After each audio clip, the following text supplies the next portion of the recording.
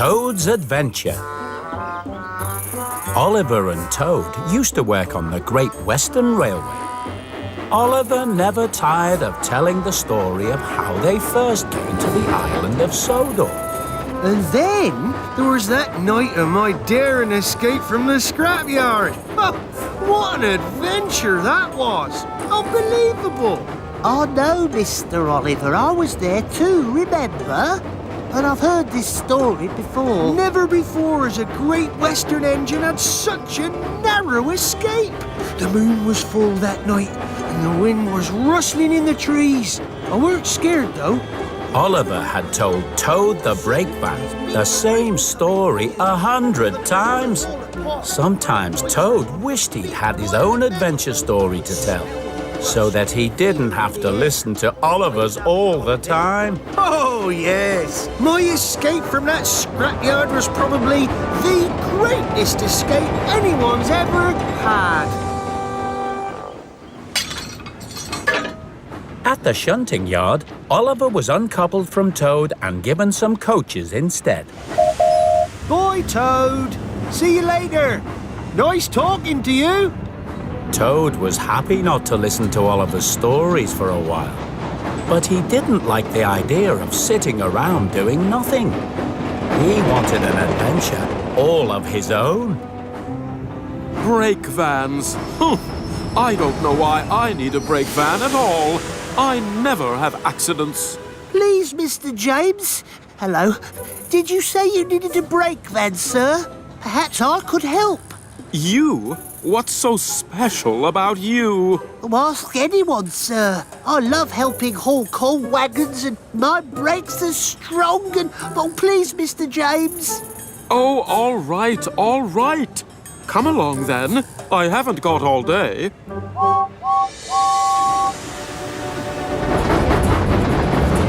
So Toad was coupled up to James. He was delighted to be heading off to Vicarstown. I don't suppose you see splendid engines like me on your little western line very often. No, sir. But did you know I am the brightest red engine on the whole island of Sodor? Yes, sir. I could see that. You could travel for miles around and not find a better engine than me.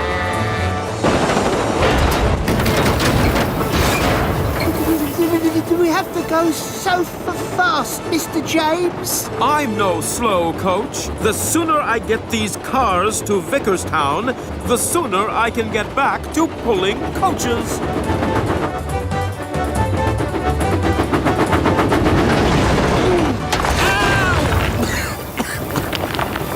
Please slow down, sir. This is dangerous. Oliver would never go this fast with a full load. Nonsense! I know what I'm doing. I go this fast all the time. As they approached Gordon's Hill, James pumped his pistons faster than ever. Toad decided he didn't want an adventure anymore.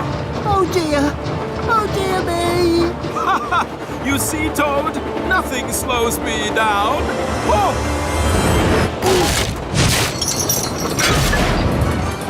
Oh no! Oh, Mr. James! What was that? We've hit a branch! Stop the cars!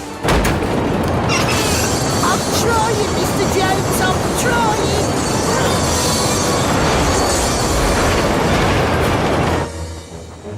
Thomas was taking Sir Topham Hatt and Dowager Hatt to the mainland to go to the opera. I used to be quite the singer in my day. Would you like to hear me sing? Well, perhaps later. Me, my, moo.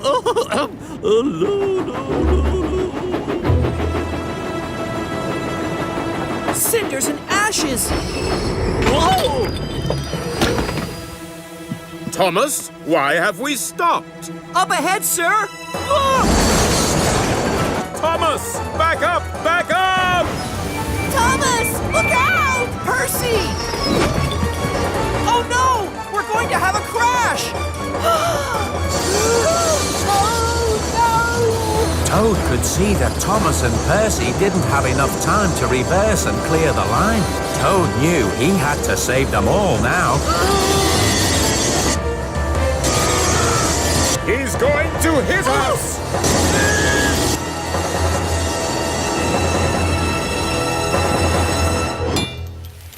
Toad had done it.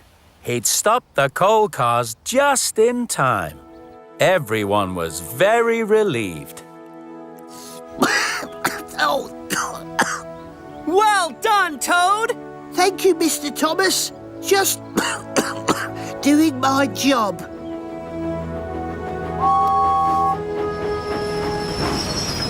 Sorry, Thomas, I lost my cars on the hill. Is everyone all right? No, James, everyone is not all right. You have caused confusion and delay. I demand to know how this happened. Well, sir, the thing is, I was going too fast. There was a fallen branch on the line, sir. It was nobody's fault. It was an accident. Oh, accident, eh? Well, Sounds to me rather like this little brake van saved us all from disaster. Wouldn't you agree? Yes, I suppose so. You are a really useful and very brave brake van. Quite right. Well done, Toad. Carry on, carry on. The opera awaits. No.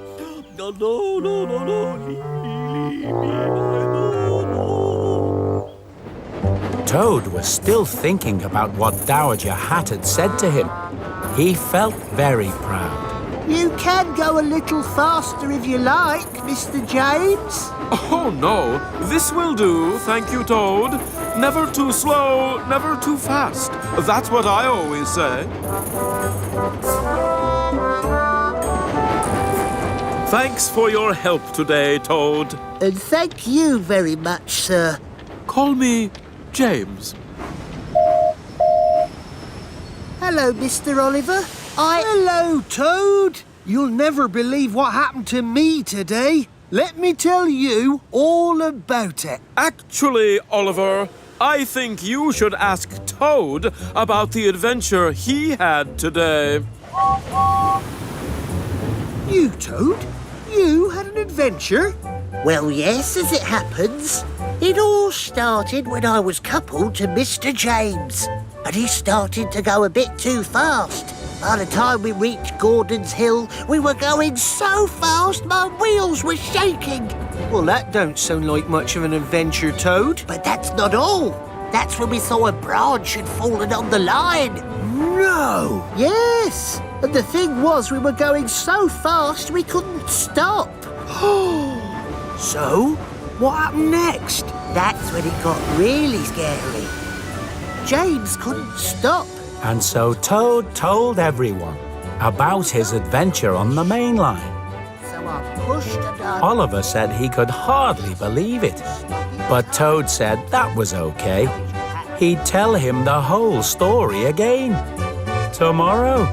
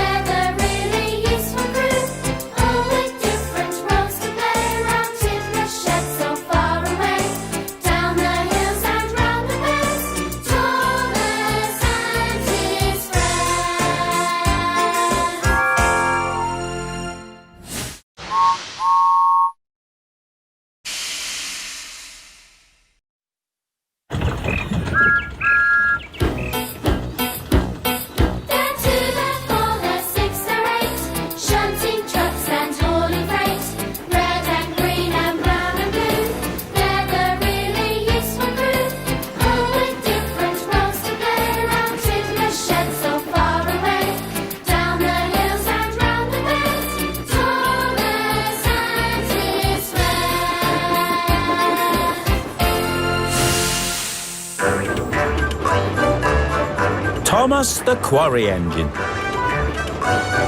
At the very end of Thomas's branch line lies the Farquhar Quarry, one of the oldest quarries on the island of Sodor. Mavis is the diesel engine who works there, shunting troublesome trucks of heavy stone. Get in line and get ready. We're all heading off to the docks this afternoon. It's not an easy job, but Mavis knows how to keep the troublesome trucks in line. One day, there was a big order of stone to be taken from the quarry to Brendam Docks. Thomas and Diesel had been sent to collect it, but they couldn't agree which of them would be the back engine. It would be better for you to be my back engine, Diesel. After all, it is my branch line. Nonsense, Thomas. You should be my back engine. Having a diesel on your branch line is bound to improve it.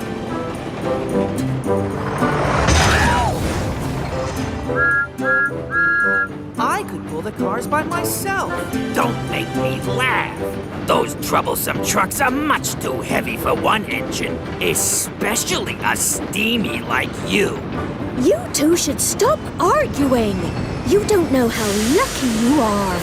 I work here in the quarry all the time. At least you get to see the rest of Sodor and the seaside. Would you like to be my back engine, Mavis? Oh, no, Thomas. I have too much work to do here. There are more cars to get ready and... I'm sure Diesel can look after things here until you get back. That does sound nice, if Diesel agrees. In fact, it's a lovely idea. Well, I've got a better one. You can be my front engine, Mavis.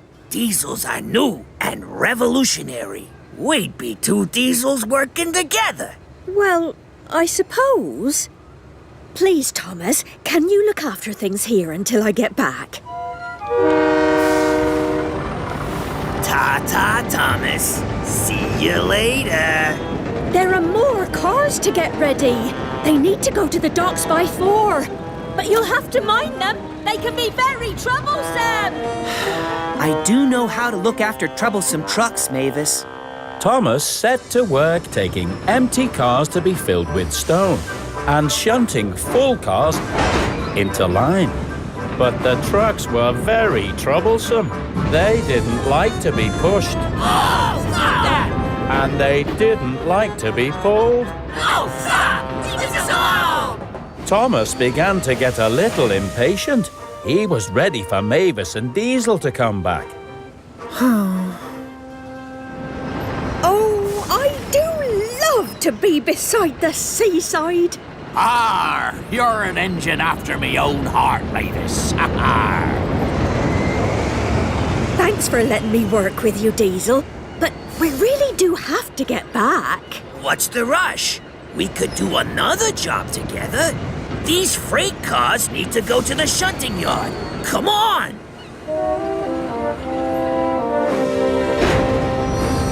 Aha! Here they are! At last! You're not Mavis and Diesel. I never said we were, did I? I would have noticed if you had. But these troublesome trucks need to get to the docks, and I need a back engine to take them. Would you like to work with me, Toby? You could be my back engine. That's too many troublesome trucks for me, Thomas. And besides, I have to take the quarry workers home for their supper. Just be patient, Thomas. I'm sure Mavis and Diesel will be back very soon.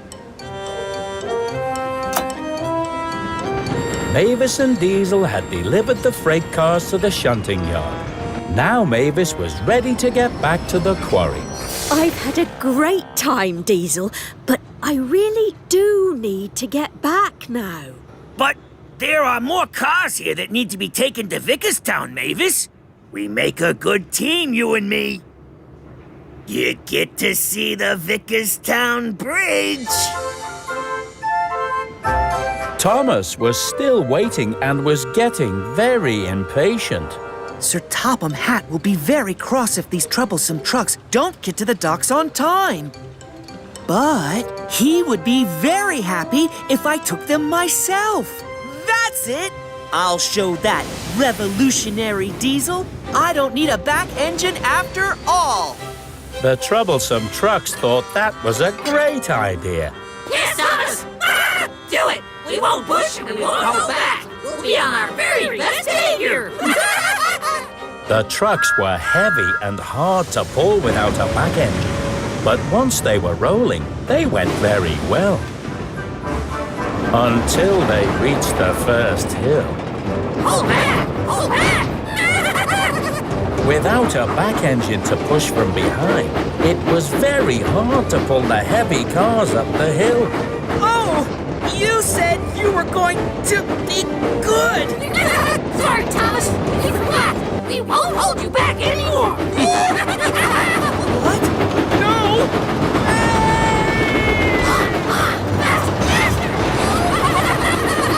Without a back engine to hold back from behind, it was very hard to slow down.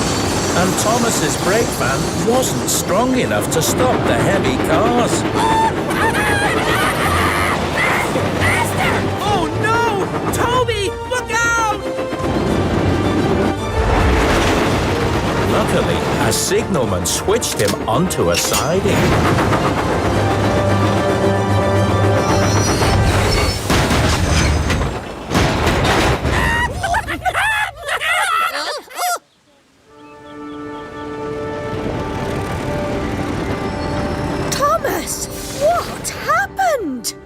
You two were taking so long. I decided not to wait and take the troublesome trucks by myself. Without a back engine? Not a good idea. I know. Sorry, Thomas. I did tell Mavis a number of times that we should get back to the quarry. What? You never said... Oh!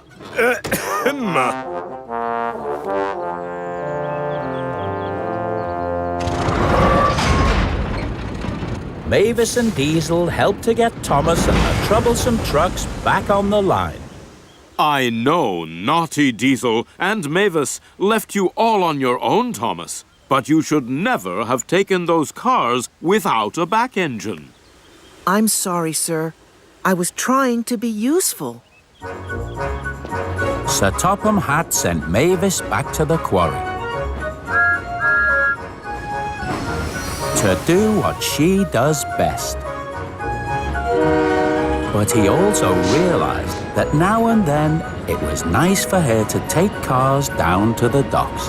And that makes Mavis a very happy engine indeed. Oh, I do like to be beside the seaside. Oh, I do like to be beside the sea. Oh, I do like to stroll along the prom, where the brass bands play tiddly-um-pom-pom. Oh, I do like to be beside the seaside. Oh, I do like to be beside the sea. When I'm down beside the sea, I'm beside myself with glee. Beside the seaside, beside the sea.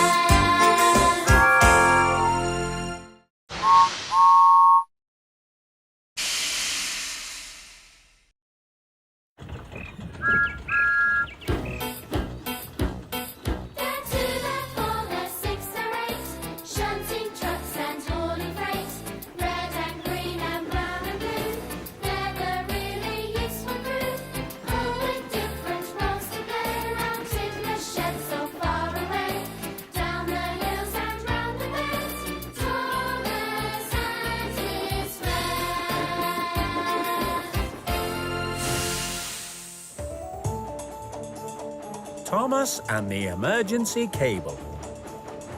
Thomas loves to work on his branch line, pulling his faithful coaches Annie and Clarabelle. Both Annie and Clarabelle have an emergency cable. Passengers can use it to sound an alarm and stop the train, but only in an emergency.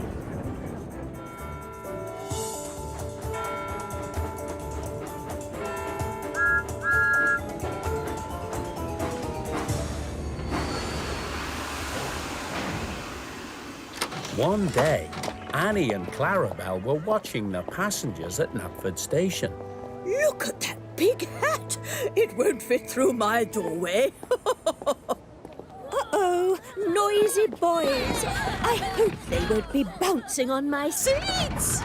Careful, Thomas. This man needs extra time to get on board. Look, Clarabelle. There he is again. That man with his binoculars. Yes, it's him.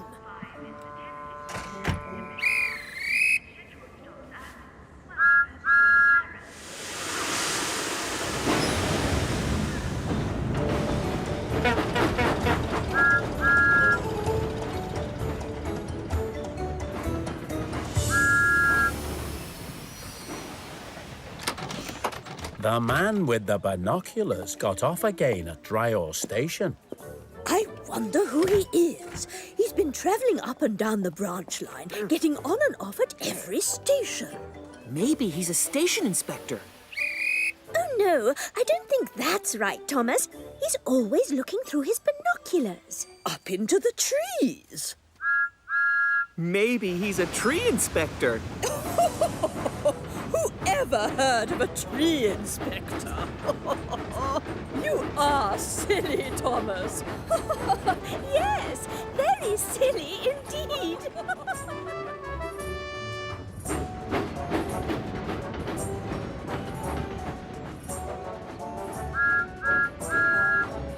Later that afternoon, Thomas saw the man with the binoculars again. Hello. I hope you don't mind me asking, but what kind of an inspector are you? I'm not any kind of an inspector. I'm a bird watcher, and I'm trying to find a very rare bird. Oh, better get to my seat. Oh, a bird watcher. Of course. So that's who he is. And that's what he's looking for through his binoculars. And all I had to do to find out was ask him. Oh, you're very clever, Thomas. Yes, very clever indeed. Thomas was hurrying along his branch line when suddenly there was cause for alarm. Somebody had pulled the emergency cable, and the guard put the brakes on his coaches. Stop, Thomas! Stop! It must be an emergency.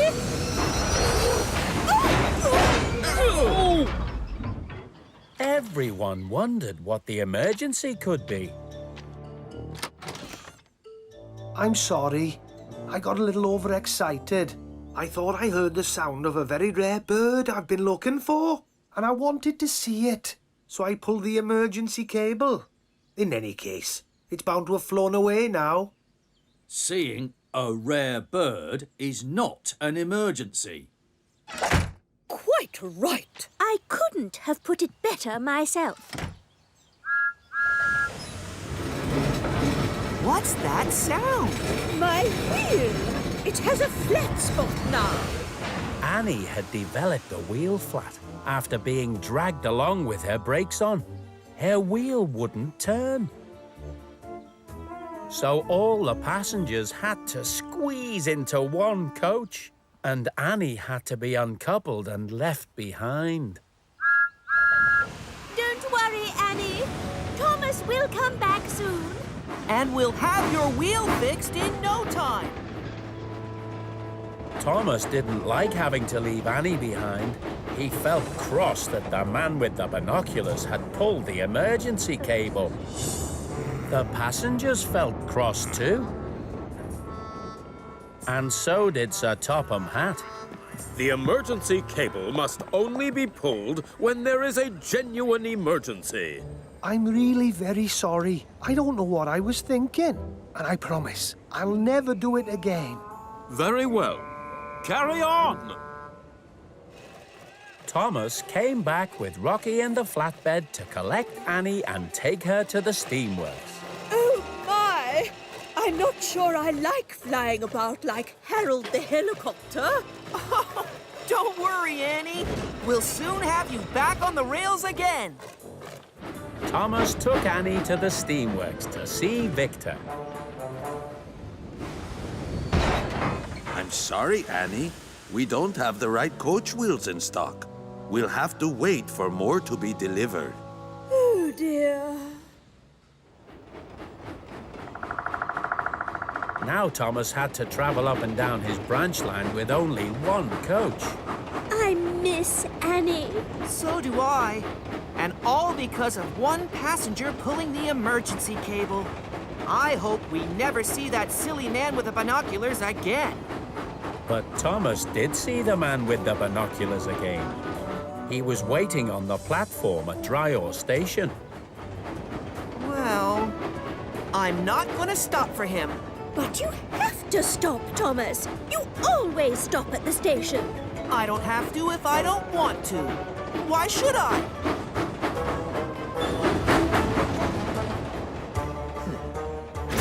Oh, no! Thomas! Someone had pulled the emergency cable again. But it couldn't have been the man with the binoculars because he was still on the platform.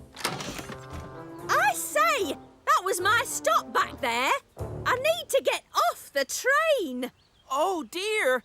I'm sorry. Luckily, Clarabelle's wheels were not damaged. So Thomas backed into the station to let the lady with the very big hat off the train and let the man with the binoculars get on.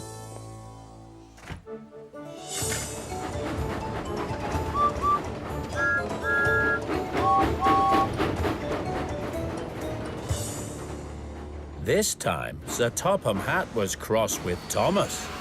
You must stop at every station, Thomas, and pick up every passenger, whether you're in a bad mood or not. Yes, sir. I know, sir. The man with the binoculars may have pulled the emergency cable when he shouldn't have, but he said he was sorry, and I think he learned his lesson. I'm sorry, sir, and I've learned my lesson too. At last, Annie got a new wheel and came back to work with Thomas and Clarabelle. Thanks for getting me a new wheel, Thomas. How did Victor find one so quickly? I told him it was an emergency.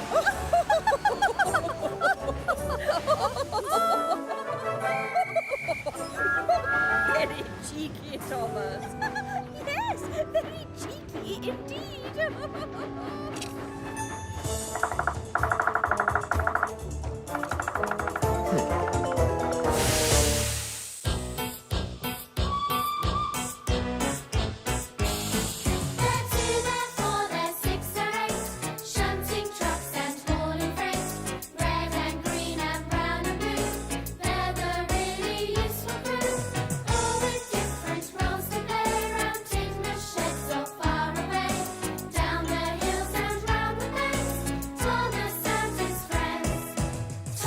He's the cheeky one.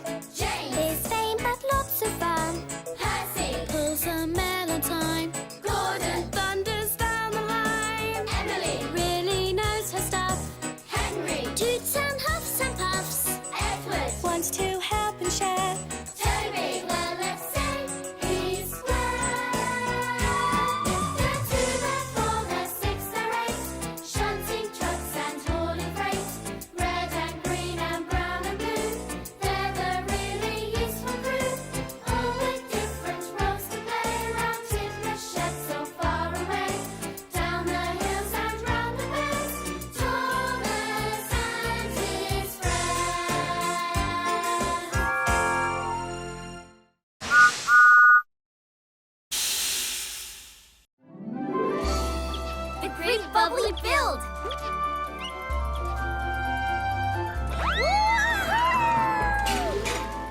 work is done, it's time to play.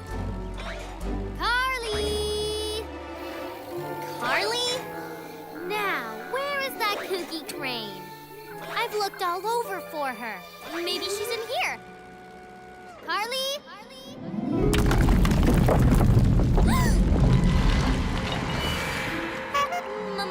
Mine monster? Sorry, Sandy. Carly's not here. Just Thomas and Diesel, which I'm sure you couldn't tell under all this mud. What are you guys doing here? Someone led us down the wrong tunnel into a mud pit. I thought I saw pirate treasure. Well, I'm glad you're not mud monsters. I've got to keep looking for Carly. She's my best friend, and we're supposed to play together today. Good luck on the treasure hunt, fellas.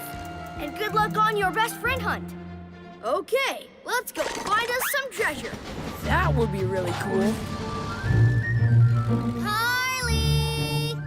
Oh, Carly! Huh? Carly, you in there? Nope, just Nia. One of my skirts popped out and rolled into this hay.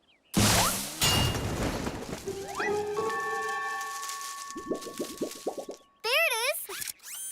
Thanks, Sandy. Huh? What? Is there something on my face? Kinda.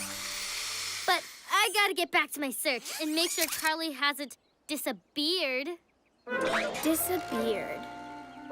I have a hay beard, don't I?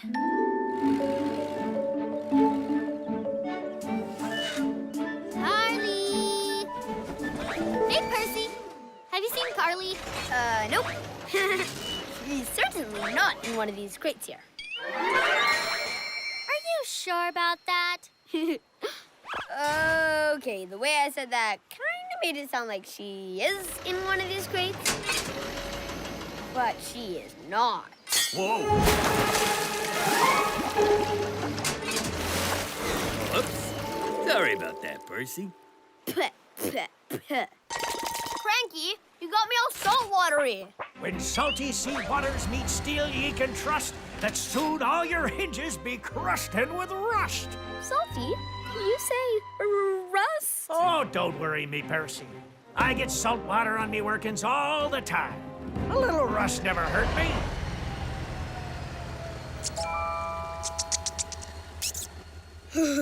I've got to get to the train wash to wash this salt off me before it turns to rust. Concerning Carly, I recall her saying something about, creepy crawly hunt. Of course. Carly loves all things creepy crawly.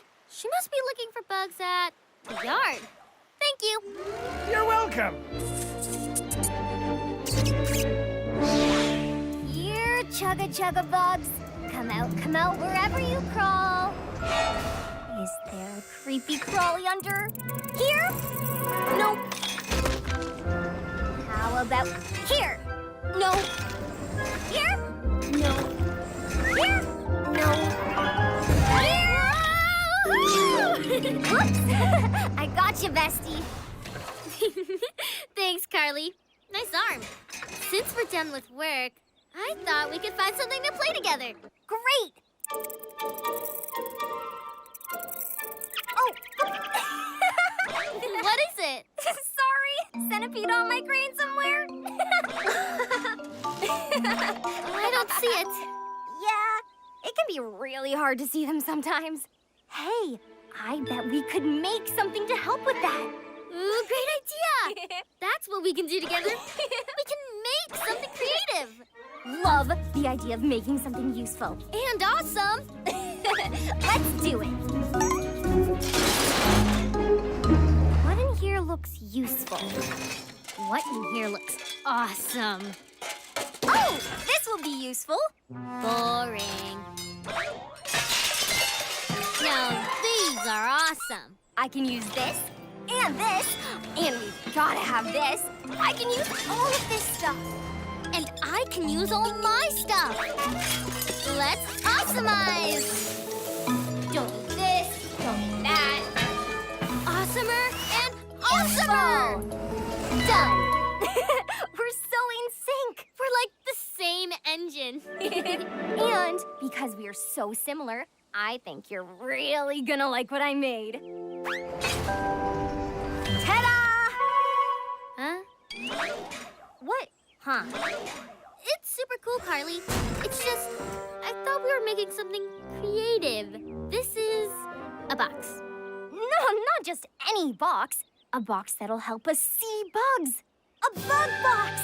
Look, the bugs walk in here, and this magnifying glass makes them look super huge, so we can see them. See? It works! I think it could use a little oomph, like what I made. Oomph? Why would bug watching need more oomph? So it can be awesome, like mine. I call it the litter bug. Get it? Because it's a bug made out of litter? Who says I can't be hilarious? Okay, but what does it do? Do? It's art. It arts? Oh, okay. Sandy, maybe we just don't agree on this one. Our ideas of what's creative seem different. Different? Us? No way. I think there's just a little miscommunication here about what creative means. It means making something fun, big, colorful, weird.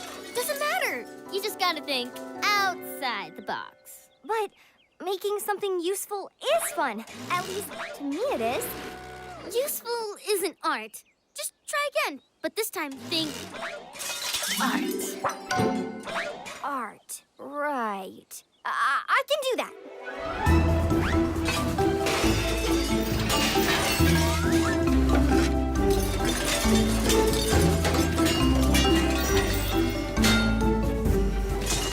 Hey, right there. Aha, brilliant. I've done it. Presenting art. It's a bench. Yeah! From a bench, you watch the whole world go by. So useful. Yes, but also so not art. Why not? Just try again. Okay.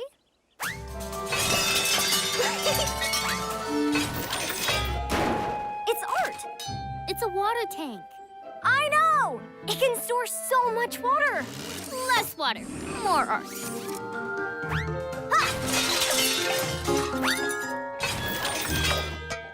It's art? It's a lamp. Which can light up a whole room. It doesn't need to light a room. It needs to light an artistic spark. I don't get it, Sandy.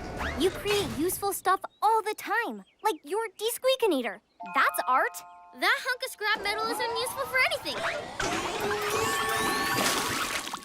I'll clean that up. The art I'm talking about has style, oomph, pizzazz, like this.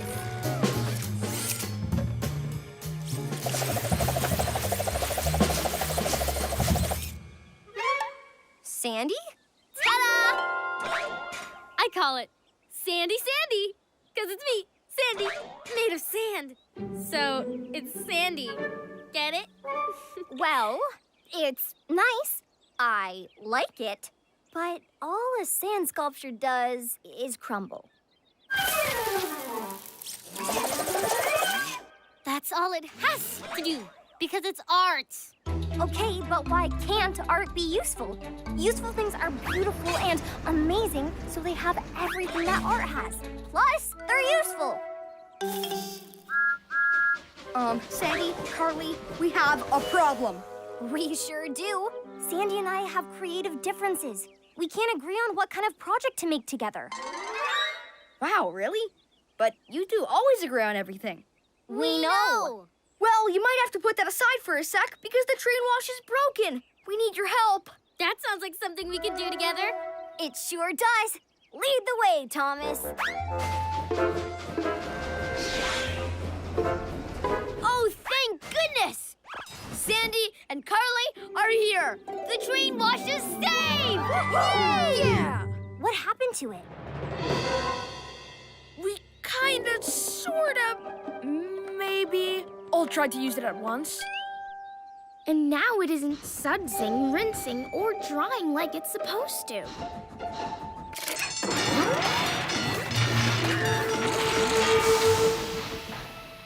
The good news is your hay beard is gone. The bad news is you've got a bubble beard now. Hey, at least it smells like strawberries.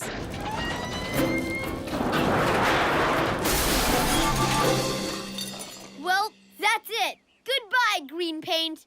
Hello, rust. Hey, that gives me an idea. Weren't you two looking for something to make together? Uh-huh. Well, why don't you make a train wash? That's a great idea. Please, oh, please make it work. You want us to make it work? And maybe make it better than the last one? Like, make it fun. You want us to make it fun? We'll design a new train wash. With sudsing and rinsing and drying. That's big and colorful and fun. And we can create it together. Worry not, my fine but filthy friends.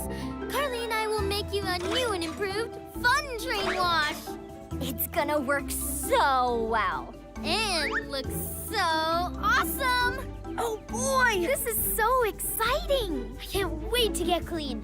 I can't wait to have fun. I'm here to help however I can. Thanks a ton, Thomas. Then follow us to the yard. Wow! This mud sure makes it tough to chug. Don't wait up!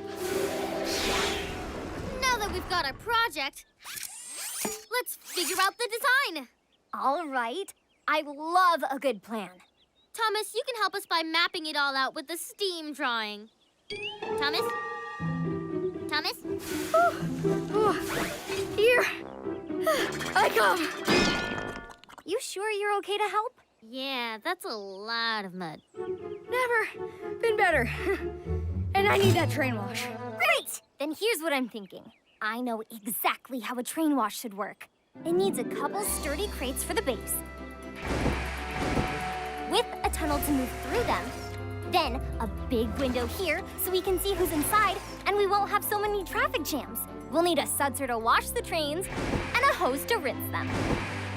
And finally, a big fan to dry them off. Ta-da! What do you think, Sandy? Sandy?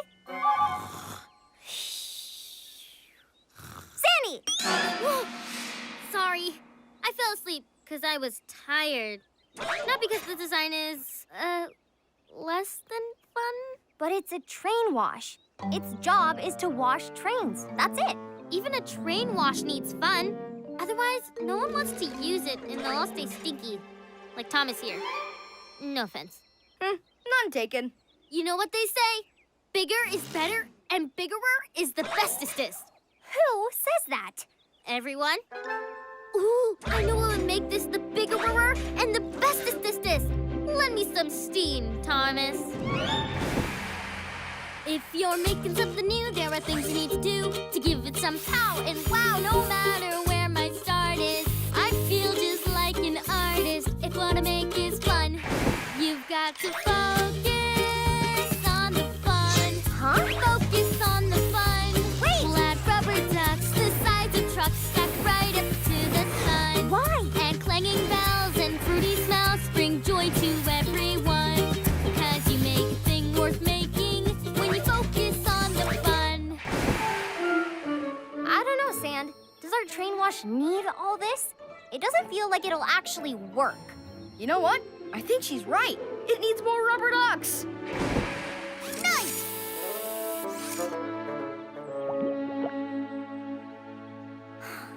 Well, if it works, and only if it works, then I'm in.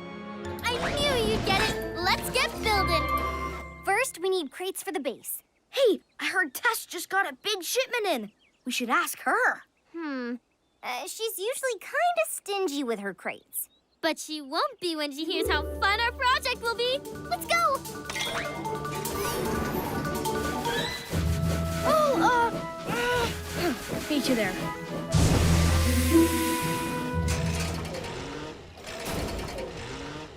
Gonna do what with my crates? Build a train wash? We'll add rubber ducks the size of trucks stacked right up to the sun. And clanging bells and fruity smells bring joy to everyone. That doesn't sound like a train wash. It sounds like a carnival.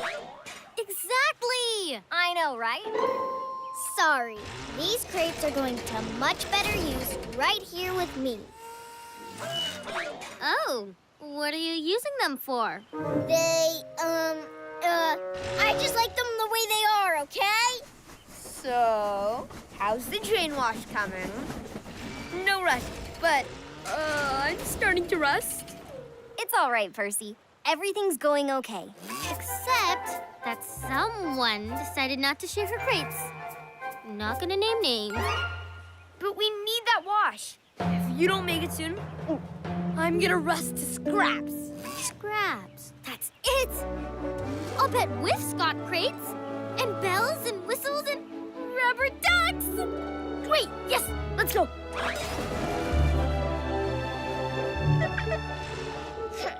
Are you still here? You know, this new train wash isn't just going to look cool. It's gonna work. You saw how badly Percy needed a wash, right? Right, he looked ridiculous. Is this really gonna work? I mean, rubber ducks and fruity smells. It sounds like a lot. Yeah, I know. But I'm gonna make sure this train wash really works, because that's what matters. When making a creation, you need some motivation and a little problem to be solved. No matter what the hitch is, your build can always fix it. If what you make can help the job get done, you've got to focus on the function. Yeah? Focus on the function. Yeah! A tunnel pass with window glass will help the whole thing run. Oh! And a soapy splash of bubble bath will help the job get done. Done! 'Cause you make a thing worth making when you focus on function. Well, what do you think? Well, I suppose I could spare a few crates if this train wash will really work. Oh, it will. I hope. Thank you, Tess! Don't mention it. Seriously, don't mention it. I've got a troublesome reputation to uphold. Can't have the troublesome trucks thinking I've gone soft. No mentioning. Got it. Thank you!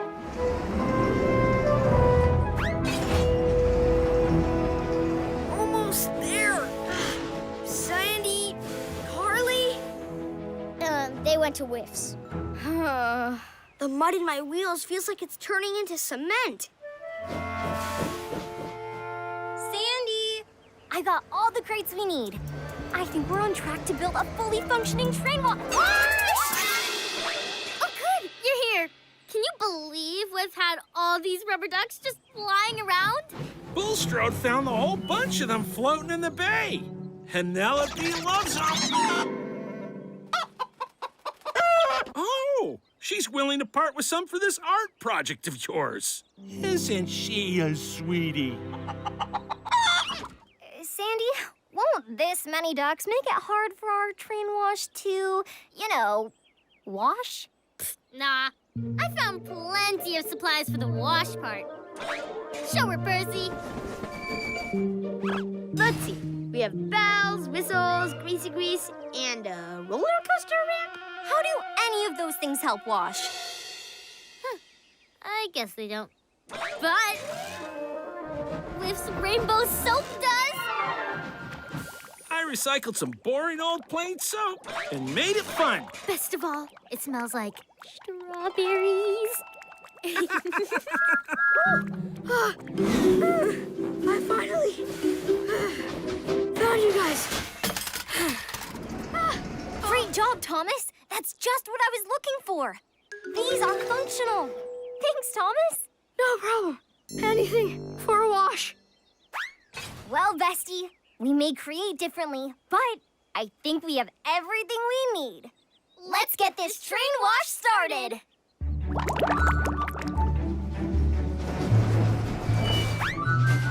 There you are. I'm ready to wash off this bubble beard. And I'm ready for that fun we were promised. And I'm ready not to rust. It hasn't started yet, has it? Oh, not at all. Still so much green. Don't worry, everyone. We've got everything to make a train wash that works. And a train wash that's also big And awesome and fun. Ready, Carly? Ready, Sandy. Let's make it work. Art. You've got to focus on the fun. Huh? Focus on the fun. Wait. Flat rubbery ducks, the sides of trucks stacked right up to the sun. Why? And clanging bells and fruity smells bring joy to everyone. 'Cause you make a thing worth making when you focus on the fun. I've done it! Oh! I've made art. That's one word for it.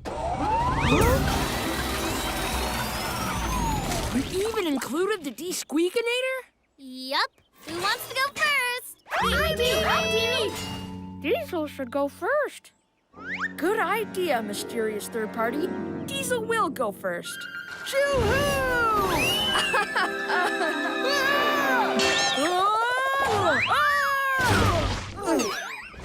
That was an awesome time, but not an awesome train wash. Okay, so no roller coaster ramp. Bad idea for a train wash. Who's next? I'll go. I've got to get this mud out of my wheels. Whoa!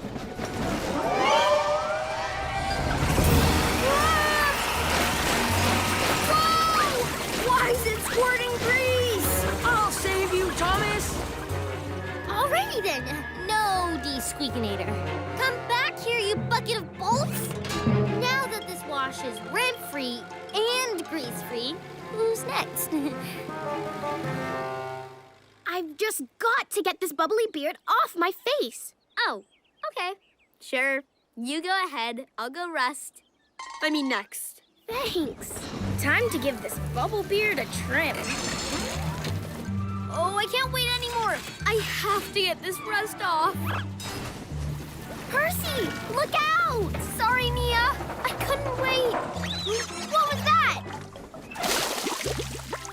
Oh, no. I still have rust. And I'm covered in rubber duckies? Okay, that's not weird. Ah! Too many rubber duckies! Seriously? Well, at least it smells like strawberries. Whoa! Whoa! Get these ducks off me! I'm coming, Percy! I guess this is what you were trying to warn me about all along, huh? My creativity made a fun art project, but a bad train wash. Don't worry, Sandy. We still have time to make this right. Not we, you. I didn't listen to you because I thought your ideas weren't creative. But they were just a different kind of creative. Take the lead, Carly. Get out there and make some functional art. Awesome!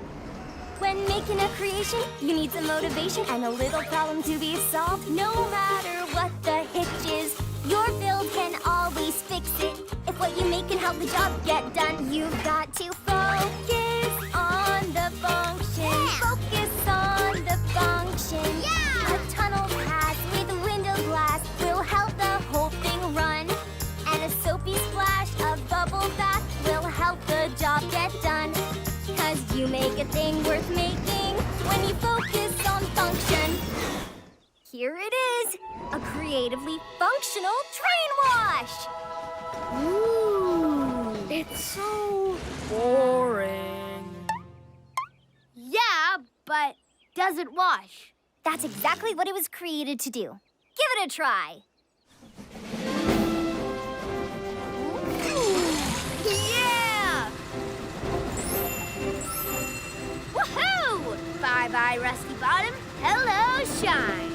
I hope this works. Ha! I feel like a brand new engine. My beard is gone. It's finally gone! Woo! Thank you, Carly and Sandy. Well, Carly, the reviews are in.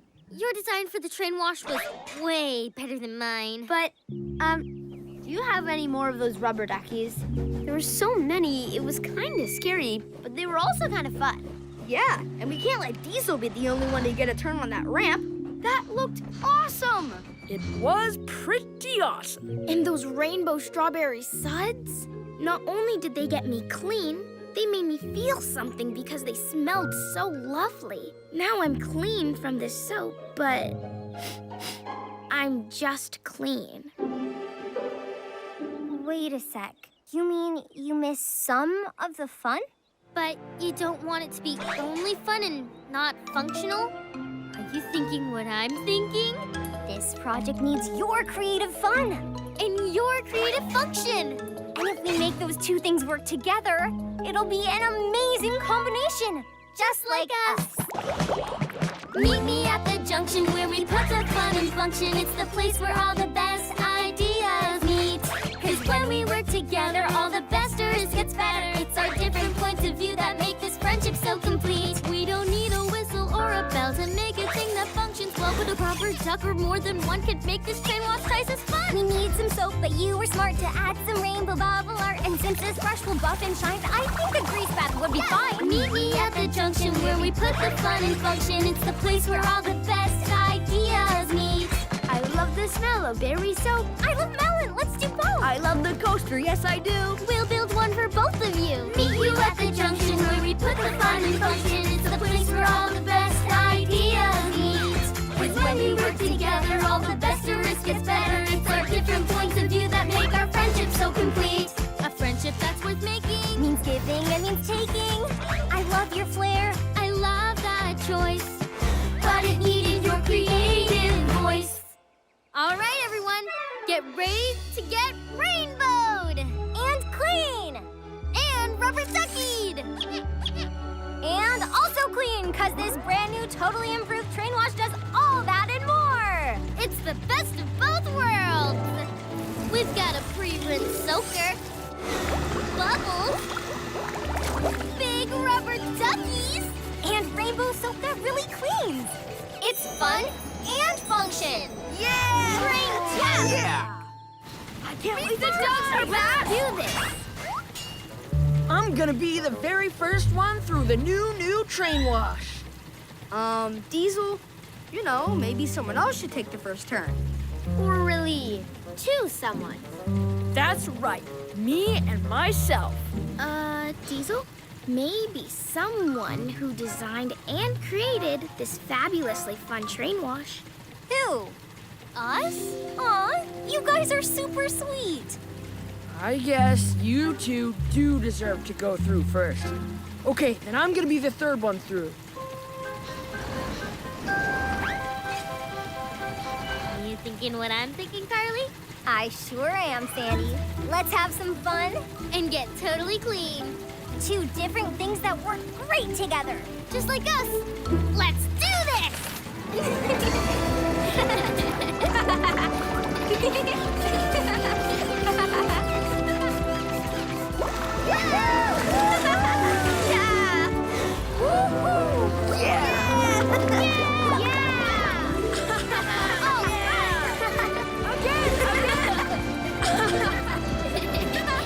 It's perfect. Because we did it the best way possible. Together.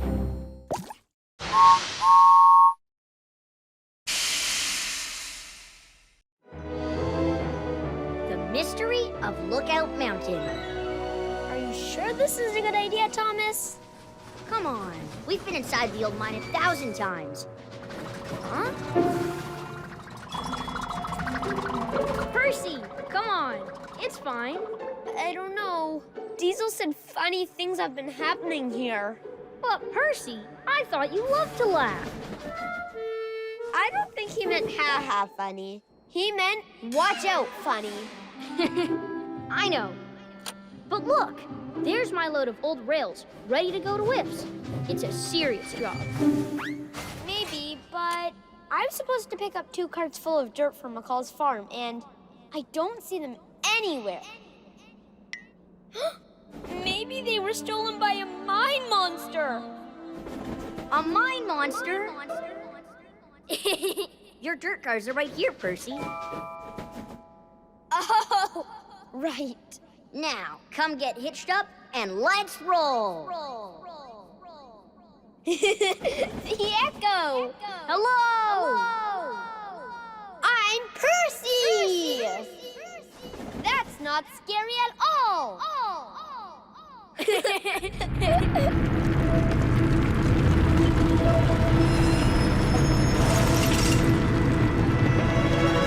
Whoa, what was that?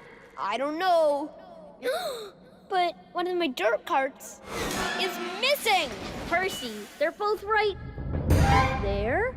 Percy, one of the carts is missing. Percy? Maybe we should just deliver the old rails to Wisp and leave the dirt carts for another time. But then we wouldn't finish your delivery. I'm totally okay with that. Maybe it should be canceled on account of scary? I know it seems scary, but we have a job to do. We have to find out where your missing dirt car went. There has to be a reason it disappeared. I already told you. A monster stole the cart. A mine monster! Ah! Huh? Hey! Mystery solved! The cave rumble shook the carts over here, and then they rolled down there. Let's go find them. Wait, but what caused the rumbling? I'll tell ya. The mine monster. I don't want to go down there. Do you? Not really, but I do want to know what happened to the carts. Come on, it'll be an adventure. Whoa! An adventure is climbing Lookout Mountain. Or racing through Crumble Canyon, not searching for monsters and... Why are we stopping? We have to pick which tunnel to take. You pick. Okay. Chugga, chugga, clickety-clack, bust a bumper, and pick this track. Whoa! The echo is even better here. Knock, knock.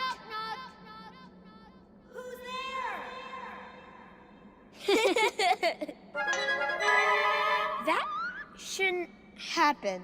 Hello?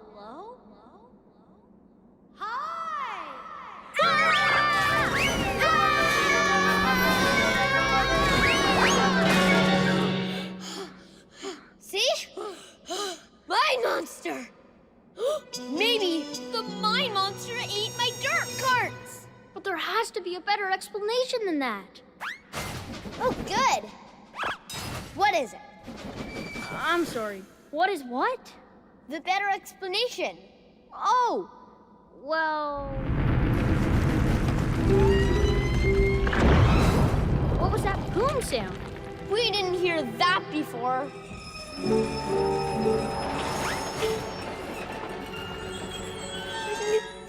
The mine monster spit out the carts. Maybe he likes the taste of engines better. Let's get out of here.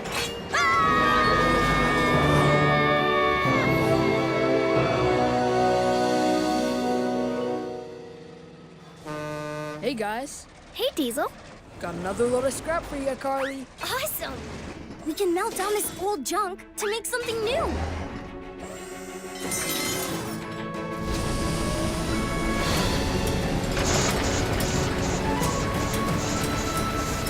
Whoa! Listen to that furnace roar.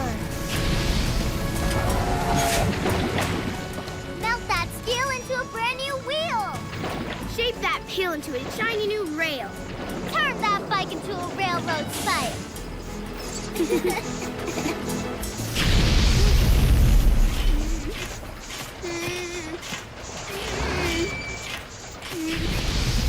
All this machinery is pretty loud, huh, Bruno? Do you want to put your steam headphones on?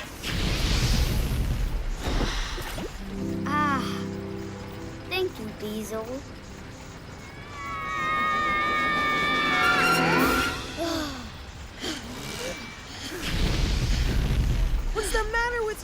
guys! It's loud enough in here without you yelling. Ah! What are you doing here, Percy? You're set to pick up 2 carts of dirt at the mine and move them to McCall's farm. I know. I was getting the dirt carts for Farmer McCall, but if Farmer McCall doesn't get the dirt, the crops won't get planted. We can explain. But if the crops aren't planted, there'll be no food to harvest. And if there's no food to harvest... No? Right. Deep breath. Focus on what's here now. Okay. Shaky wheels, frowny faces, erratic steam clouds. I think you're scared? You bet your brakes were scared! Uh-huh. Percy's dirt carts disappeared in the mine. There was lots of rumbling and howling, and our voices echoed throughout the tunnels.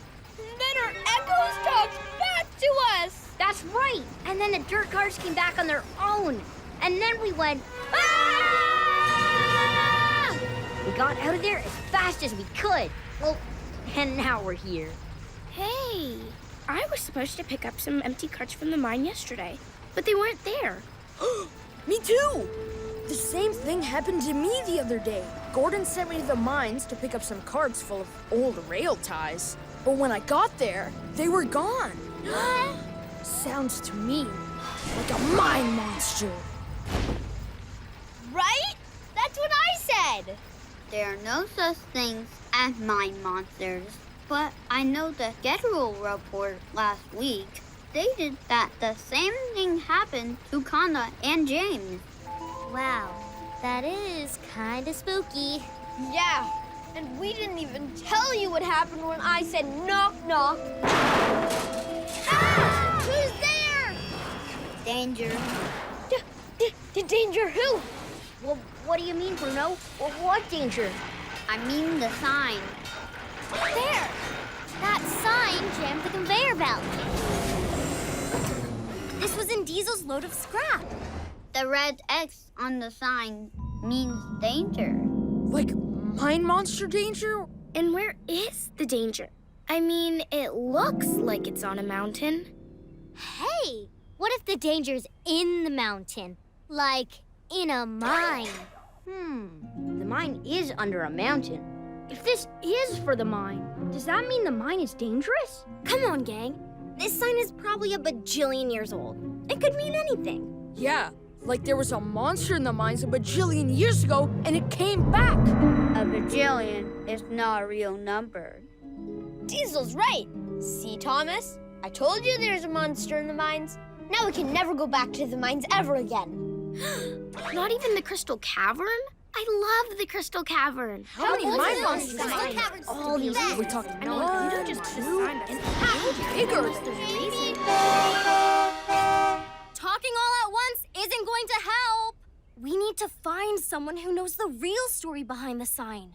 But who would that be?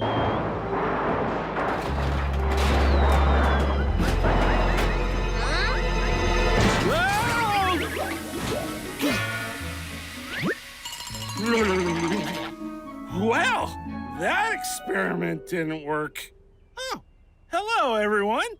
Uh-oh, serious faces. Is everything all right? Hi, Whiff. It's... Hey, you might know. Might know what? I love knowing things. What thing am I maybe knowing? It's about this danger sign over here. Do you know what it means?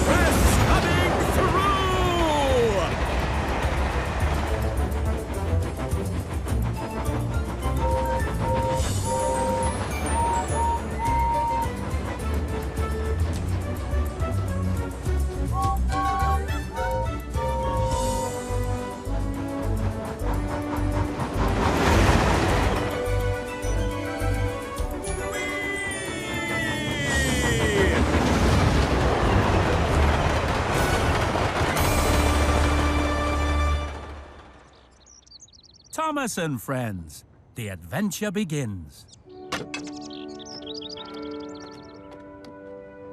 A long time ago on the island of Sodor, there was a little railway known as the Northwestern. The smallest engine working on the main line was Edward. He helped with shunting cars and coaches in the yard for the larger engines. The biggest engine on the railway was Gordon. He loved pulling the express, but he didn't much care for some of his other jobs. A goods train. A goods train. The shame of it. Oh, the shame of it. Oh, Gordon, it can't be that bad. Yes, Edward, it is. I am a very important engine, but thankfully I won't have to pull goods trains for long. Not after the new engine gets here. New engine? What new engine? Haven't you heard? Sir Topham Hatt is getting another engine. That last one he got, with the wooden brake blocks, was much too small to be really useful. But I'm not small.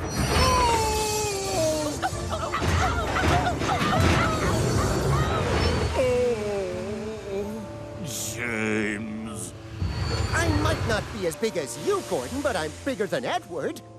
And there's nothing wrong with wooden brake blocks either. Unless they catch fire, of course. Can you move on now, please, James? You're blocking my way.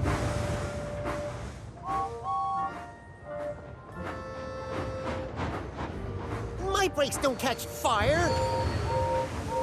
They're just as good as yours.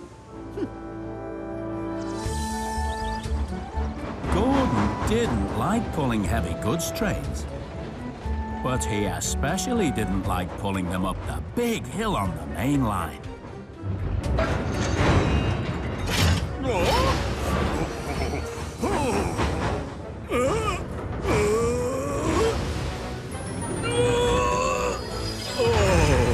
I give up. What's he up to now?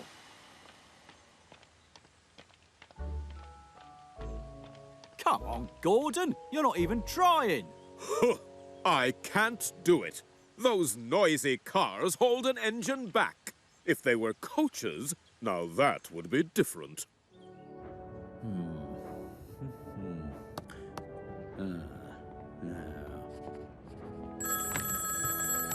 Hello? Hello?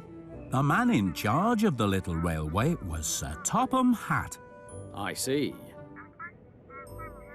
I see. It was his job to make sure all the trains ran on time. Oh, dear. Okay. Goodbye.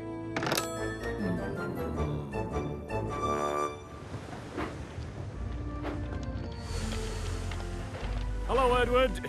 I'm afraid Gordon needs your help. My help, sir? Are you sure? Yes. He can't get up the hill with his goods cars, apparently. Okay, sir. I'm on my way.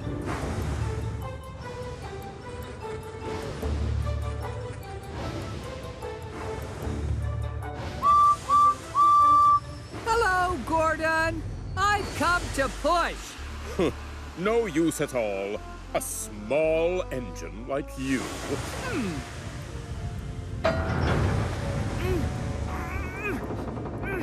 Oh, please, Gordon, try. All right, all right.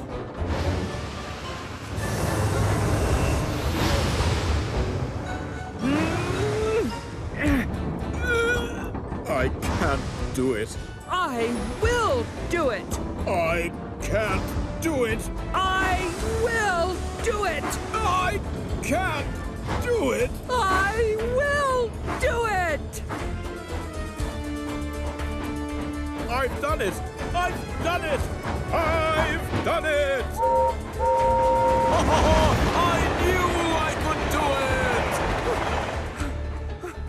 it. Not even so much as a thank you. Later, Edward was back in the yard when he heard a voice he'd never heard before. Excuse me, can you tell me where Knapford is? But this is Knapford. Where are you from? Oh, right on the mainland. Sir Topham Hatt's new engine. That's where all the best tank engines come from. Is it really? I'm really happy to be here. I've never been to Sodor before. Edward couldn't believe his eyes. The new engine had 6 small wheels, a short stumpy boiler, a short stumpy dome, and a short stumpy funnel. I always wanted to come here. Hello? What's the matter? Do I have soot on my face? No, it's just, well, you're not a big engine. Yes, I am. No, you're not. Well, I was big enough to do my work on the mainland. Wait! All I meant was, you're not as big as I am. I may not be as big as you, but I'm very hardworking.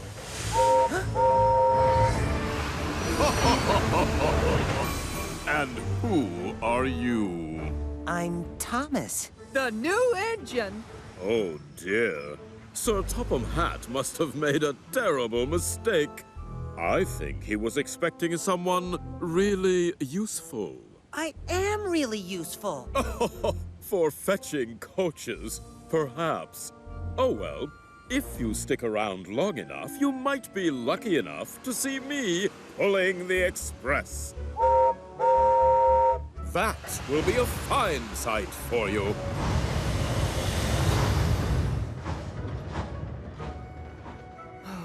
Sorry about Gordon, Thomas. I'm afraid he's often like that. I'm Edward, by the way. And I'm James. Hello, hello, hello! And here comes the boss. Sir Topham Hatt. Oh, you must be Thomas, my new tank engine. Welcome to Sodor. I am Sir Topham Hatt. Pleased to meet you. Sir, you're supposed to call him Sir. Oh, I'm pleased to meet you, sir. I'm very pleased to meet you too. Now, as you can see, I'm a very busy man, and this is a very busy railway. So, I expect you to make yourself really useful right away. Edward will show you what to do. Oh, yes. Really useful. Yes, right, carry on. This way, lads. Oh.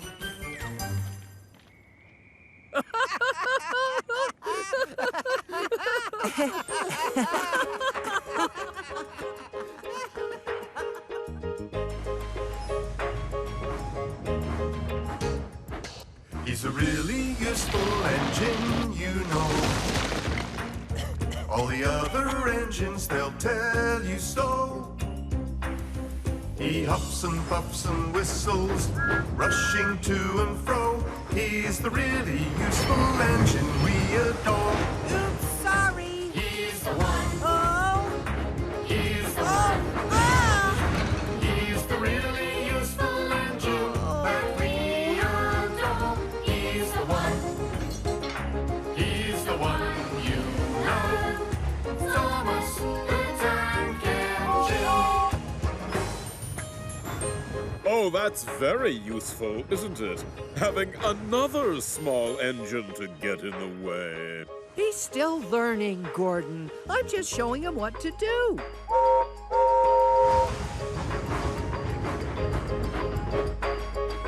Thomas!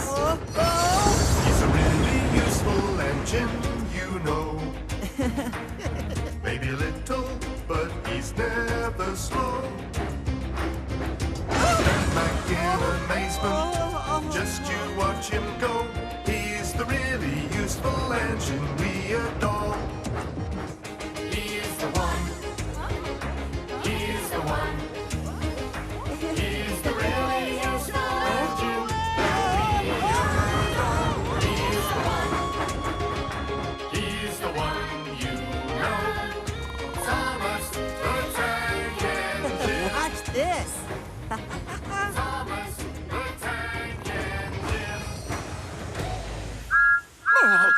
Wake up, lazy bones! Why don't you work hard like me?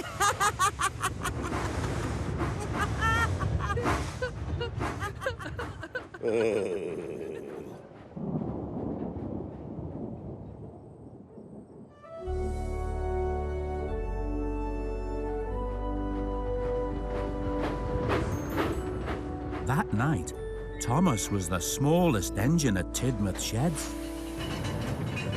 But at least his new friend Edward was there too. I like being on Sodor, Edward. I just can't wait until I get to pull trains. You'd better learn how to shunt cars and coaches first, Thomas. Oh, I'll soon get the hang of shunting, Edward. But I want to see the world.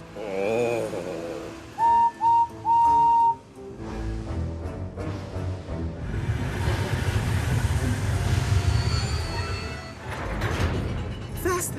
Faster! Faster! Oh, turn! Turn! Turn! Who's that? That's Henry. He's a very kind engine, but he's a bit of a worrier. And he doesn't like rain.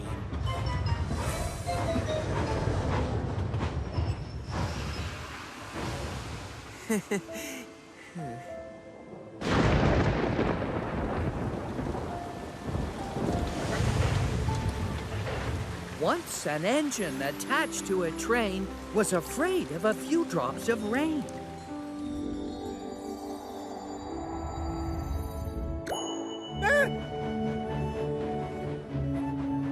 He rushed into a tunnel and squeaked through his funnel and never came out again.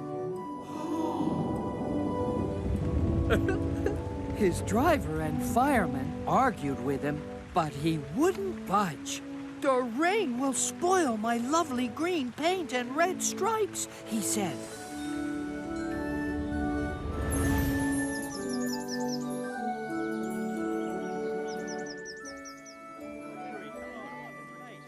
The passengers got off and argued with him too. But he wouldn't move, even after the rain had stopped. So, Sir Topham Hatt told the guard to get a rope and... 1, 2, 3, pull! Everyone pulled. Come on! Pull harder! Come on, everyone. It's not moving. Except Sir Topham Hatt. My doctor has forbidden me to pull.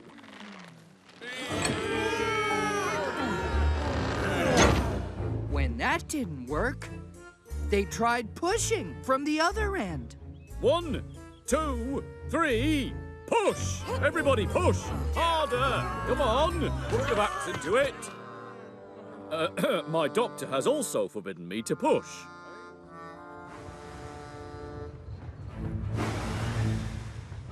They tried pushing with an engine, too.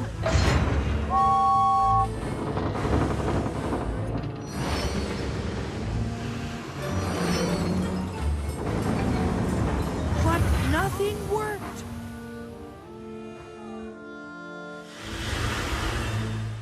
In the end, they took up the old rails, built a wall in front of him, and left him there.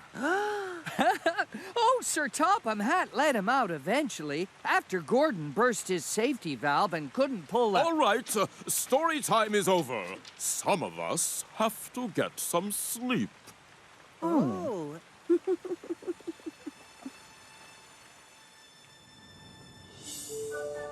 The next day, Sir Topham Hatt sent Thomas to the steamworks to be repainted in the colours he liked to see on the North Western Railway.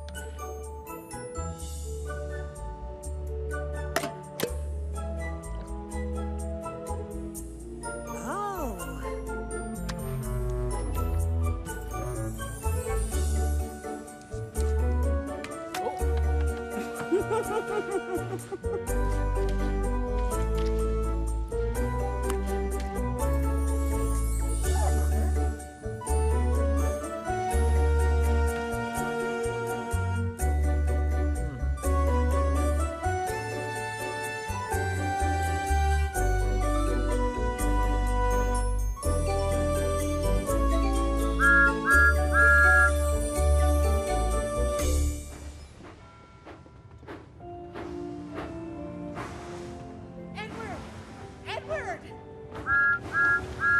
Look, Edward, look! I'm blue, just like you! You're also number 1. Does that mean I'm the best? The last number 1 was a coffee pot. Coffee pot? Coffee pot is just a nickname for an engine with a boiler that points up in the air, like those things people make coffee in. The coffee pot engines used to look after one of the branch lines, but they don't work there now. Although, I think the last one might still be on a siding. Stop chatting and bring me my coaches.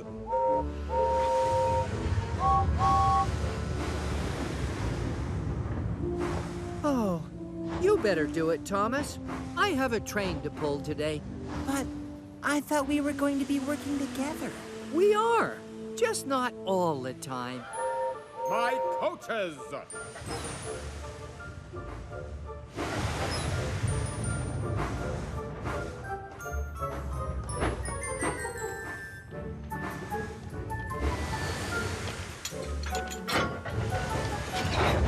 I say, where are you taking us? To Gordon. It's time for the express. But we're not the express coaches. I'm Annie, and she is Clarabelle. And the express coaches are on the other sidings. Oh, I'm terribly sorry, your ladyships. You see, I'm new around here. I'm Thomas. Oh, what a sweet little engine. Indeed, Annie. Delightful. He'll go far, Clarabelle. Just you wait and see. Thomas wasn't used to working in the yard on his own.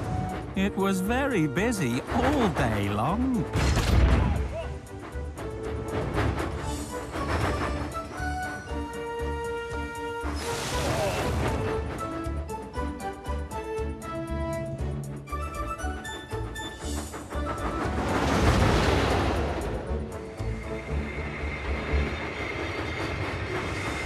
Here's James! Oh, James! Careful! Do you smell something smoky, James? Like a burning smell? No, not really. Nothing out of the ordinary.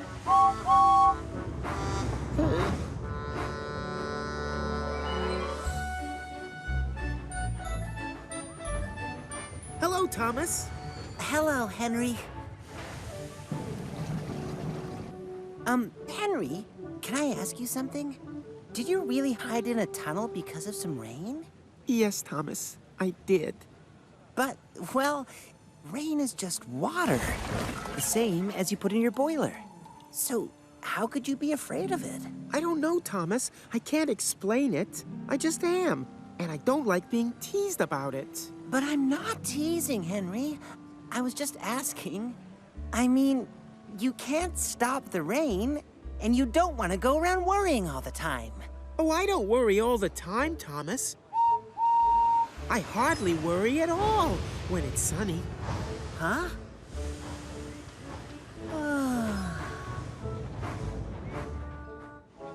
The next morning, Thomas found it hard to wake up.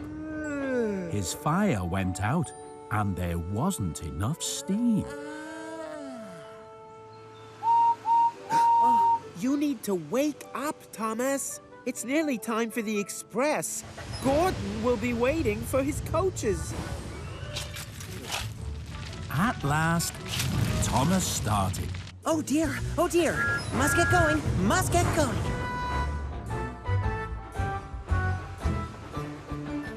Hurry up, you! Hurry up yourself. Yes, I will. Gordon hadn't forgiven Thomas for waking him up from his nap. He started up so quickly that there was no time to uncouple Thomas. Hold on! Stop! Stop! Come on, keep up.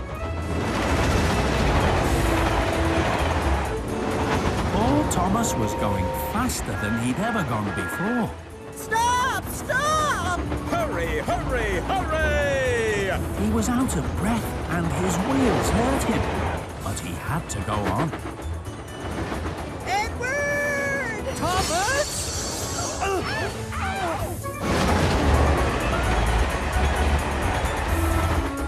Express coming through!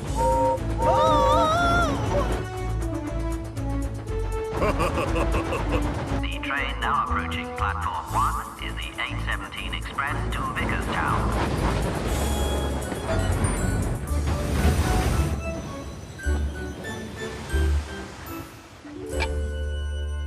Oh, yes.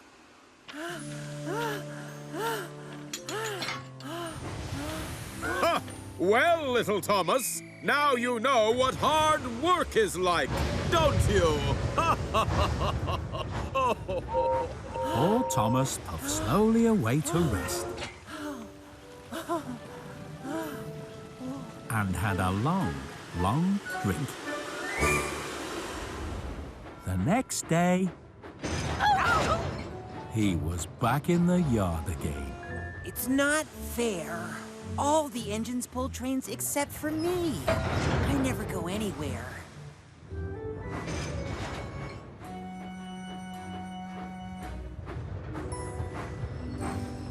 I wonder where those cars are meant to be going.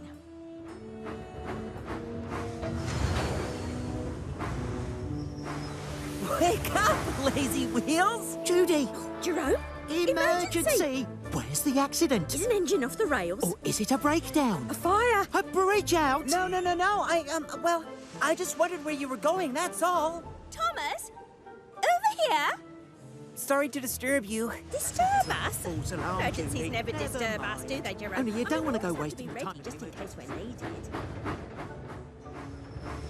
You mustn't touch those cars. That's the breakdown train. But why are they in the yard if they're not meant to be shunted? Don't they ever go anywhere? Only in emergencies. Like when a poor helpless coach needs lifting back onto the rails.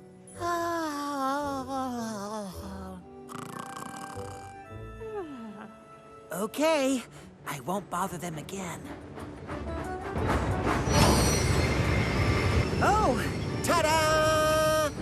You can take my cars away now, Thomas. I'm ready for my coaches. Oh!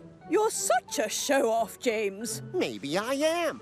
But you just wait and see if Sir Topham Hatt doesn't give me my own branch line soon. There's that burning smell again.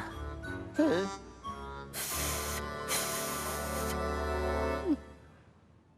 One morning, Henry wasn't feeling well. He wouldn't come out of the shed. Is it because you think it might rain today, Henry? No, Thomas. I think there's something wrong with my boiler. I might not be able to pull my coaches today. Maybe your firebox needs warming up. I'll go and fetch your coaches.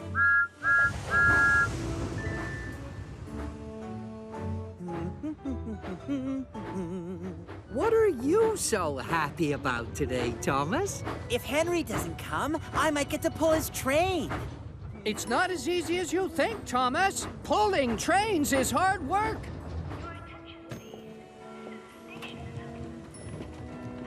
Thomas waited and waited, but still Henry didn't come. Oh. You'll have to find another engine. There's only Thomas, sir. You'll have to do it then, Thomas. Be quick now. Yes, sir. Sir? Thomas raced around to the front of the coaches and backed up to them with a bump. Oh. Don't be impatient now, Thomas. Wait until everything is ready. But Thomas was far too excited and not really listening.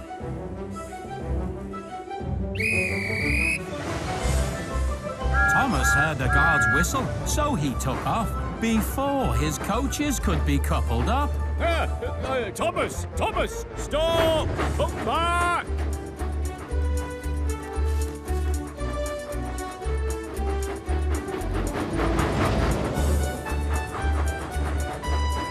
I'm doing it! I'm doing it! I'm pulling a train!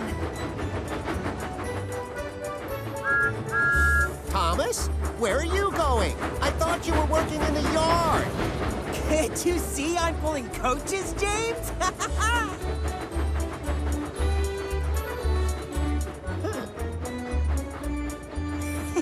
Edward says it's hard to pull trains, but I think it's easy.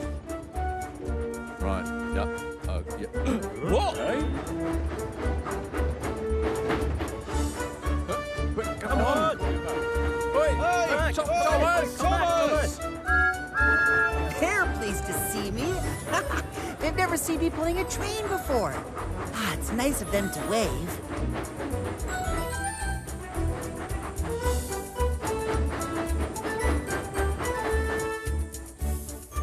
Oh, bother. That red signal means danger. I have to stop. What a nuisance signals are. Hello, Thomas. What are you doing here? I'm pulling my very first passenger train. Can't you see? Really? Then where are your coaches? Oh, no. Back at the station, the passengers were all talking at once, telling Sir Topham Hatt what a bad railway it was. Please, everybody, please calm down. We will find another engine as soon as we can. Oh. I'm sorry, sir. I really am. I did say to wait until everything was ready, Thomas. This time, Thomas waited to be coupled up, and for the passengers to climb on board. Ready? Yes, Thomas. Now we're ready.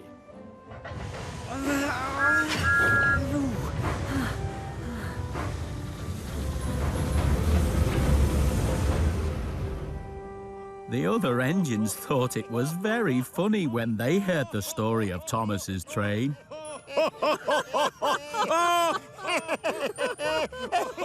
I'm glad you came to work on our railway, Thomas. You always give us something funny to laugh about. Sir Topham Hatt will never let me pull trains again.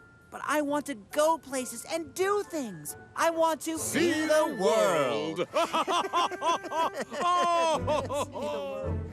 Don't be sad, Thomas. If you really want to go out, why don't you take my goods train tomorrow? I can take over in the yard if you like. Really? Would you do that, Edward, for me? Yes, Thomas, I would. Now let's get some sleep, okay? Oh, Edward, I wish it was morning.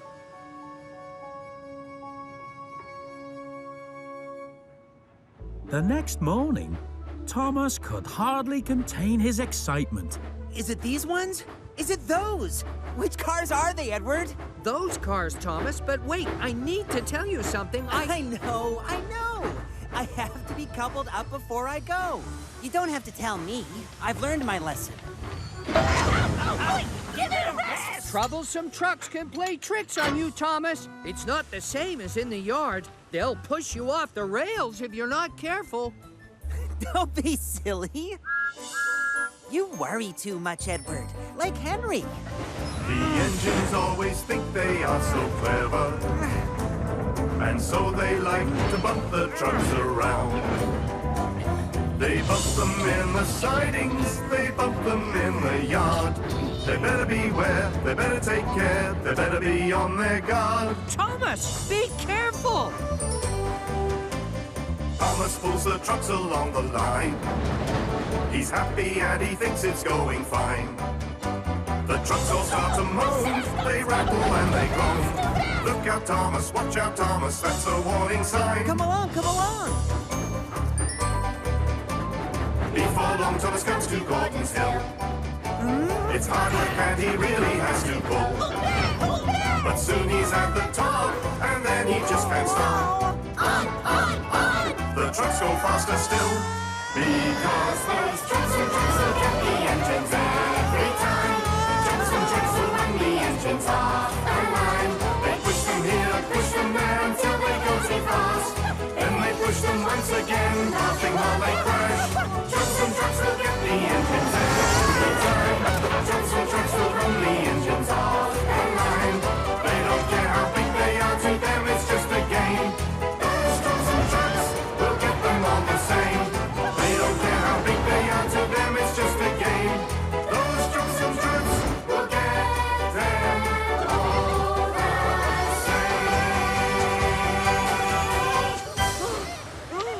Thomas, what are you doing here? And why did you come in so fast? I brought Edward's cars for him, sir, but they were pushing me. You've a lot to learn about cars, little Thomas. That's why I asked Edward to bring these cars, and not you. If you're not prepared to be patient and learn how to do things properly, I'll have to keep you in the shed. No, sir. Please, sir, I want to learn. I want to be a really useful engine. Sir Topham Hatt was not just cross with Thomas. He was cross with Edward, too. He told both his engines that they'd have to stay in the yard until Thomas could learn as much about cars as Edward. I'm sorry, Edward. This is all my fault. Never mind, Thomas. At least we're working together again. Who's meant to be taking these coaches? Henry! Thomas, where are you going now? You're meant to stay in the yard. Thomas was hurrying back to Tidmouth Sheds to find Henry.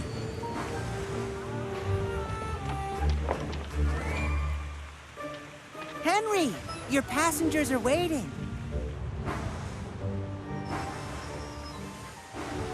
You take the train, Thomas. You like pulling trains. No, Henry. It's your train. And besides, Edward and I have to stay in the yard. Well, I have to stay in the shed. It's raining, Thomas. A lot. But Henry, don't you want to pull your train? Don't you want to hurry along the tracks like... It's only water, Henry. Come on. Just little drops of water. That's what rain is. Water. Like I put in my boiler? Exactly. Your passengers are waiting, Henry. See? Only water. It washes right off.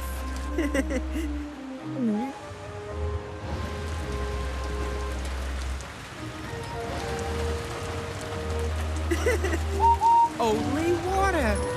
Just water.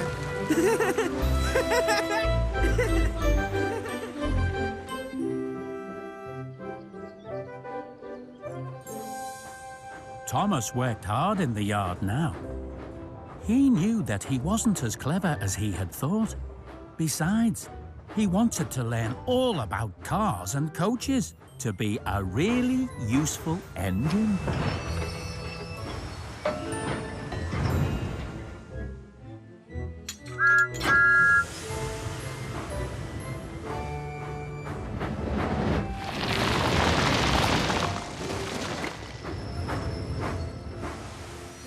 Sir Topham Hatt is coming by this afternoon, Thomas, to see how you're getting on. I'm getting on okay now, aren't I? Of course you are. I think you nearly know as much about cars as I do now. Oof. Uh-oh.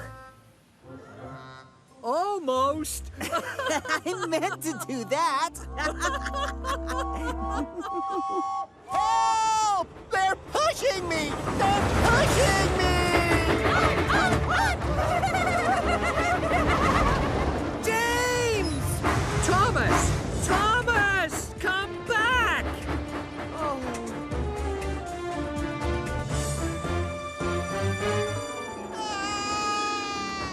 Oh, dear! Help!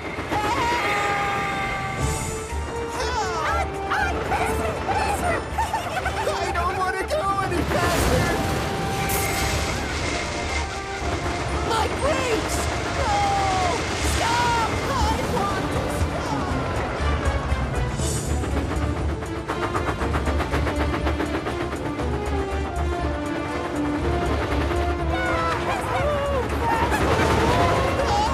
Thomas!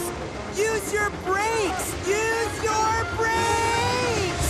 I can't! My brake blocks are on fire! They're made of wood! I'm going to try to couple up behind you, James! I'm going to try to slow you down!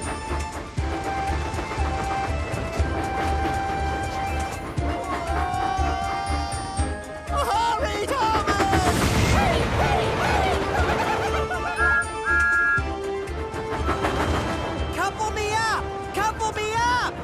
need to slow James down! Right.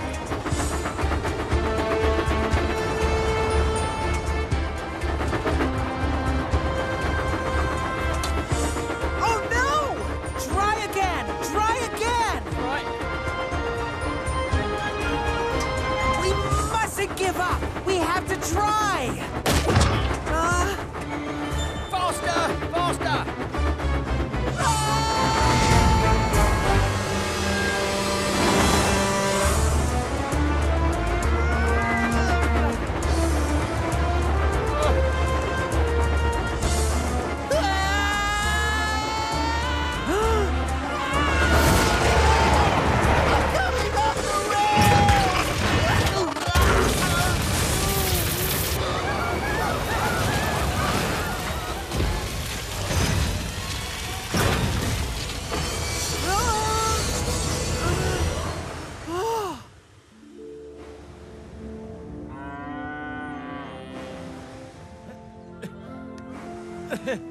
Edward was right. Cars can run an engine right off the rails. Oh. Stay right there, James. I'll go and get help.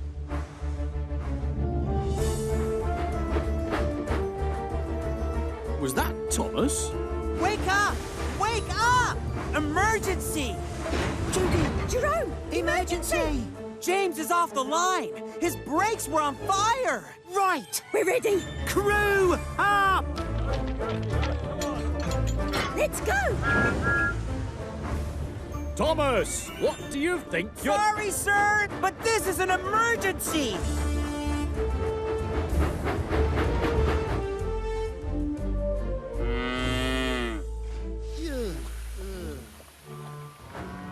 Oh dear, don't hit me. Don't hit me. I hope this will teach you troublesome trucks a lesson. Have you got him at the front there, Judy?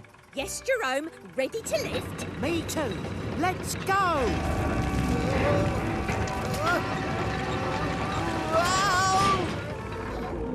You're all right. You're all right. We've got you. At last, James was lifted safely onto the track. Sir Topham Hatt had come to make sure that everyone was okay. Well done, Thomas. Now, I'd like you to take James to the steamworks. Do you know the way? Yes, sir. I do, sir. It's where I was painted blue. That's right.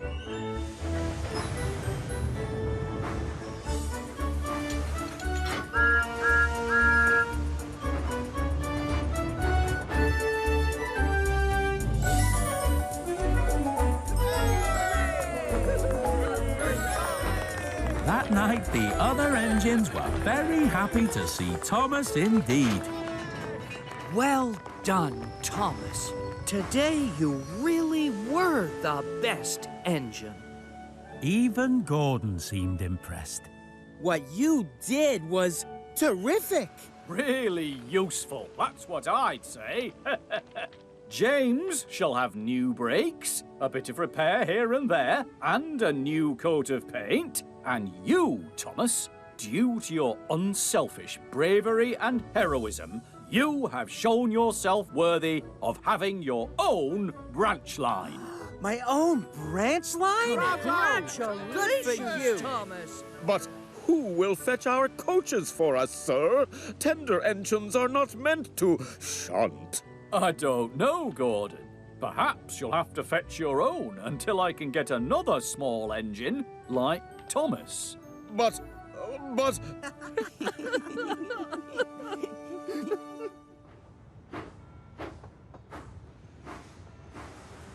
A few days later, an engine came into the yard that Thomas and Edward had never seen before. James? Is that really you? Of course it is. How do you like my new paintwork? Wow, James, you look splendid. I know. I'm ready for my coaches. We're Thomas's coaches now, James. That's right. And he's got his very own branch line, too. Off to see the world now, Thomas? Yes, Edward. I am.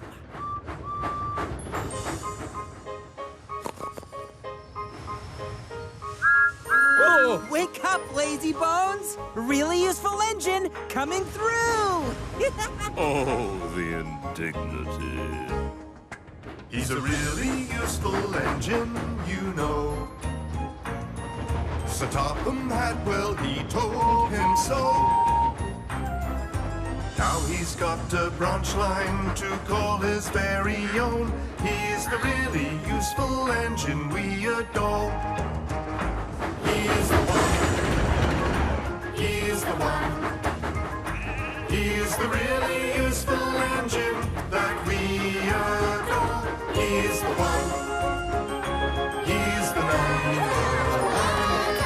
Thomas the Tank Engine.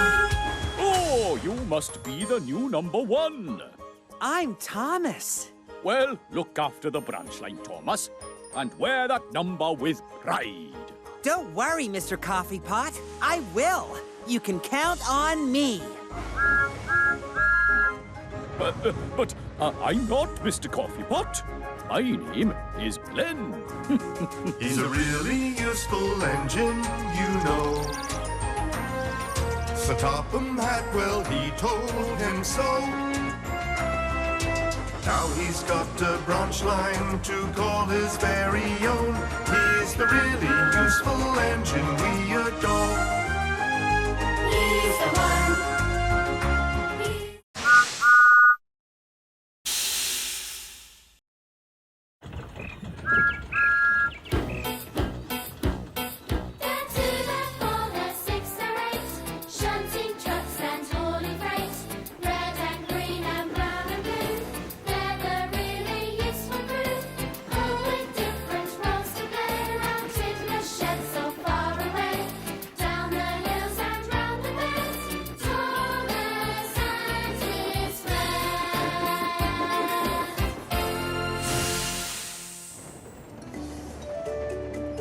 Signals crossed.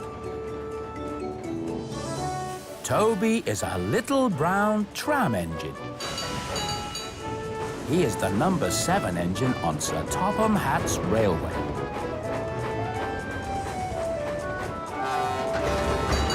Toby is never happier than when pulling his faithful coach, Henrietta.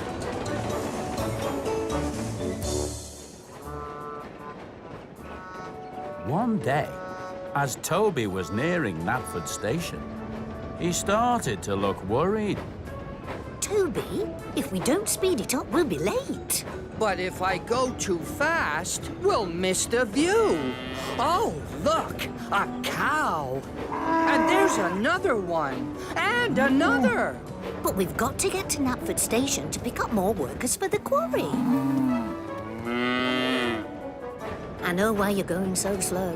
You're scared about Knapford Junction, aren't you? Yes. How did you guess?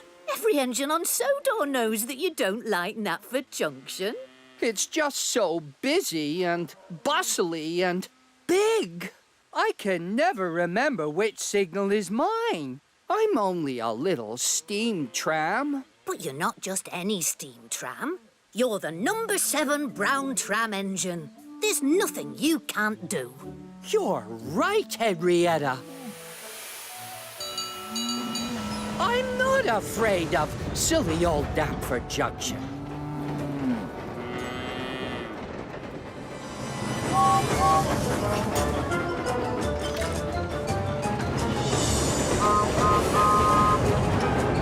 Trembling tracks. Just look at this place.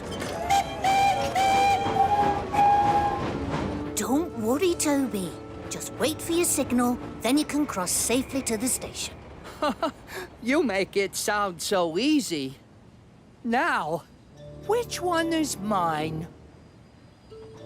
Remember, it's green for go and red for stop.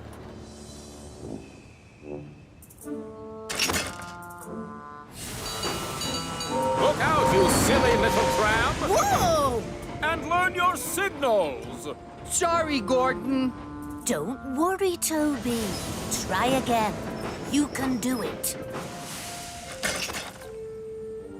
One of them must be mine. Toby, watch out and wait for your signal. Sorry, Henry.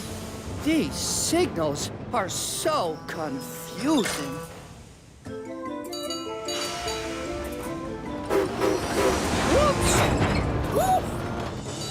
All morning, Toby went backwards and forwards, Sorry. forwards and backwards. Oh! My fault. He was making himself more and more confused as the signals turned from green to red and back again.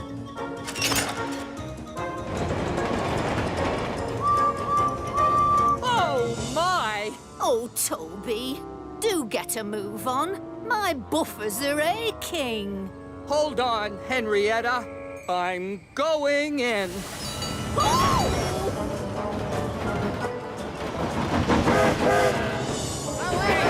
Where's he going? Toby, those were our passengers. Good morning, Toby. Isn't it a lovely day? That's funny. Toby always says hello.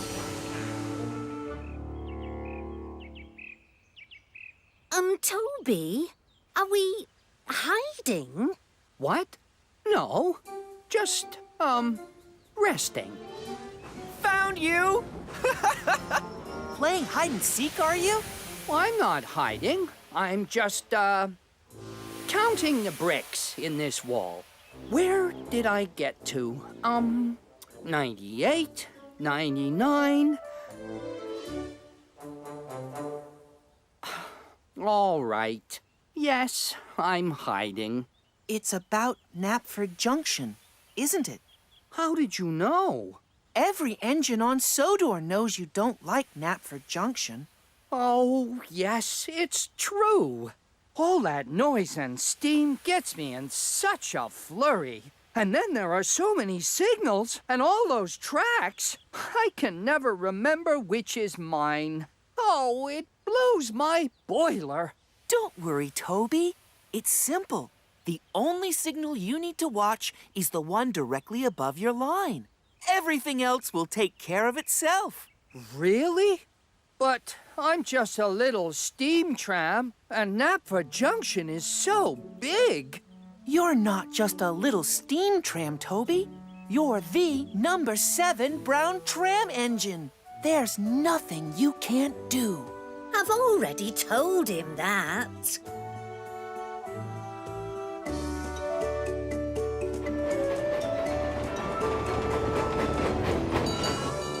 Ah, there you are, Toby. You must hurry, or these workmen will be late for work. I'll get them to the quarry on time, sir. You'll see. I'm not afraid of Knapford Junction.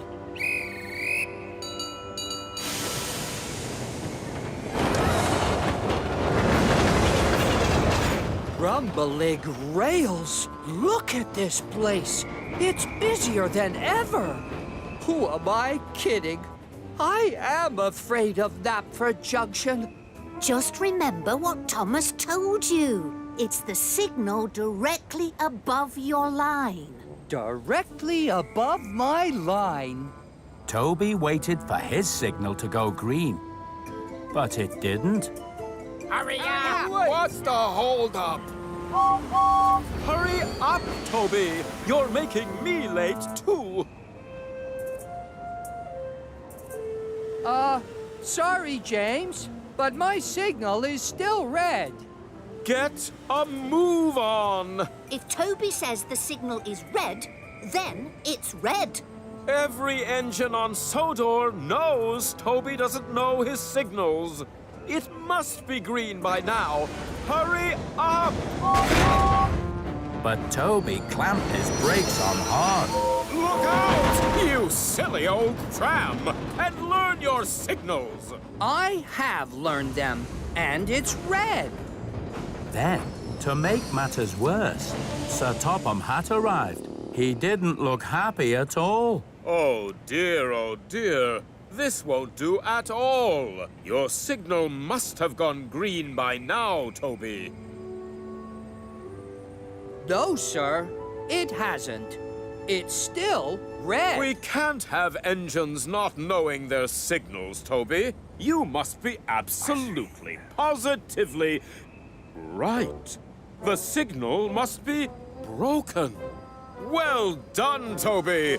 Going through a red signal could be most dangerous. You are a really useful steam tram.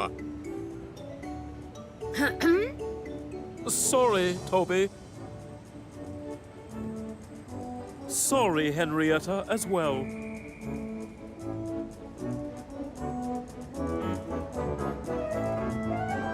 Sir Topham Hatt ordered the signals to be fixed at once.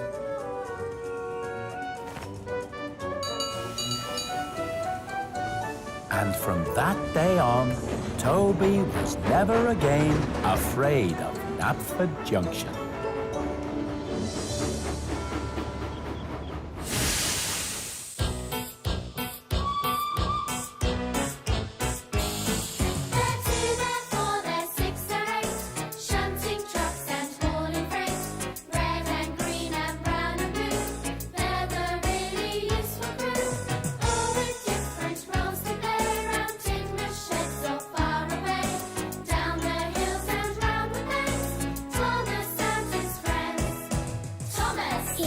Cheeky one.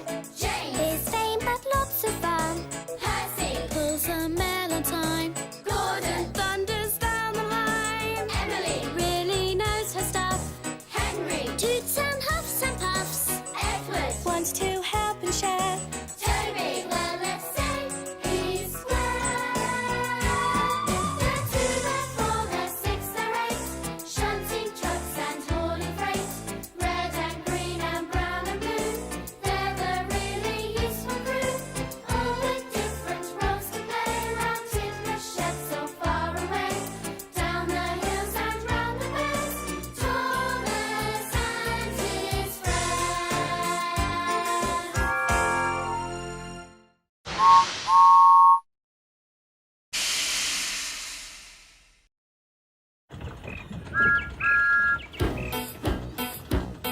They're 2, they're 4, they're 6, they're 8.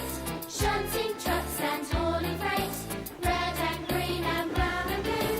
They're the really useful crew, all with different roles to play around in the shed so far away, down the hills and round the bends, Thomas and his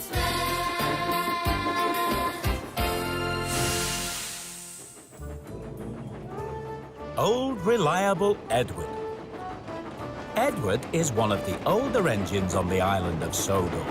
He is a mixed traffic engine, which means sometimes he pulls coaches and sometimes he pulls cars. He's not the smallest engine,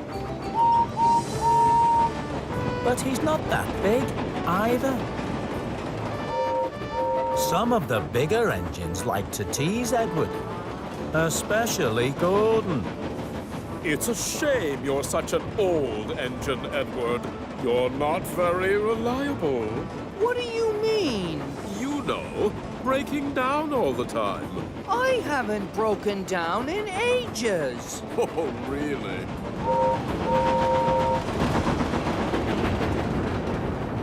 Sir Topham Hatt knows that Edward is a really useful engine, and that is why he's given him his own branch line, the line that runs to Brendam Docks. One day, Gordon was pulling the express on Gordon's Hill when he thought he saw a red flag blowing beside the track. Oh, no! That's a danger signal. I'd better stop. That's not a danger signal. Those are red.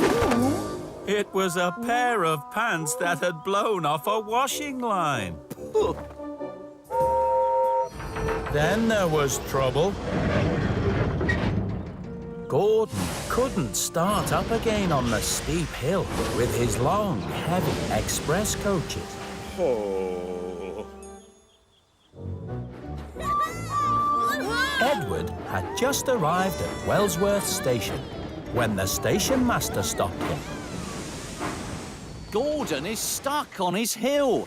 He needs a banker engine to give him a push. Not again. And he says I'm the one that's unreliable. Honestly. Gordon was waiting very impatiently for Edward when Emily came along. Having a rest, are you, Gordon? I wish Edward would get here and give me a push before any more engines see me. Oh, dear, Gordon. I see you've got stuck on your hill again. It wasn't my fault, Thomas. There were some red pants by the track, and they looked like a danger signal. Red pants? Danger signal?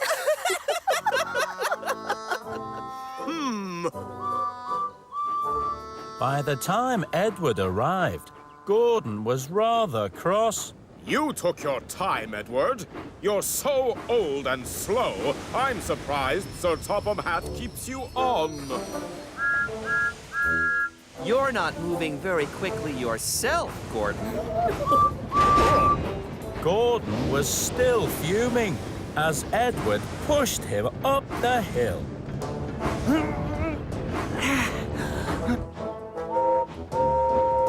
Express coming through!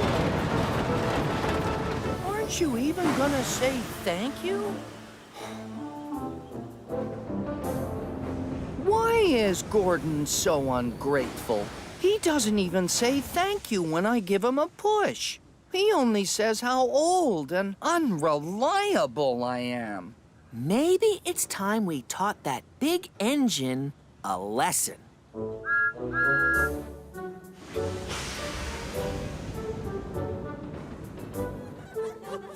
That night in the sheds, Thomas and the other engines were teasing Gordon about what had happened. And the only reason he stopped was because he saw some red pants.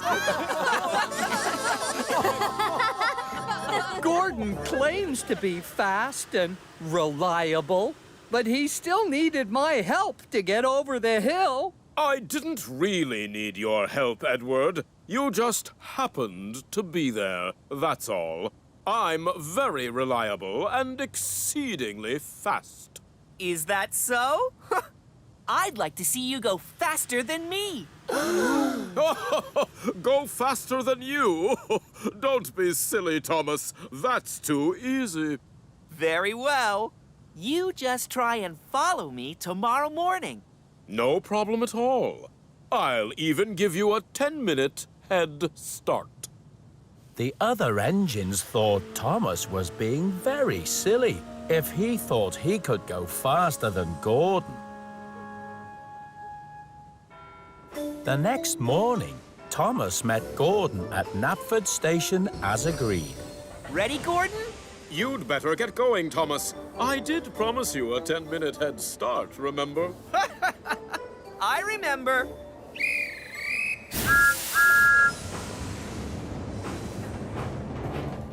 I do hope you know what you're doing, Thomas. We don't want to look silly. Don't worry. Everything is under control.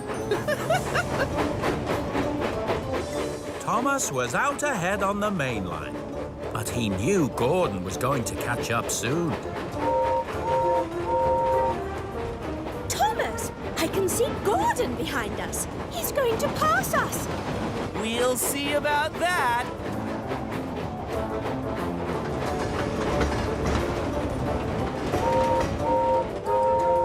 Pull onto the other track, Thomas. Express coming through. Oh, no. That's not what we agreed, Gordon. You said you'd follow me across the island.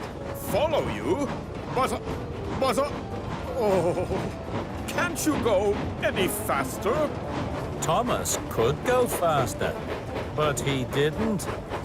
And when they got to Gordon's Hill, Thomas started to go even slower. Speed up, Thomas! Speed up! I don't want to get stuck again! But Thomas didn't speed up.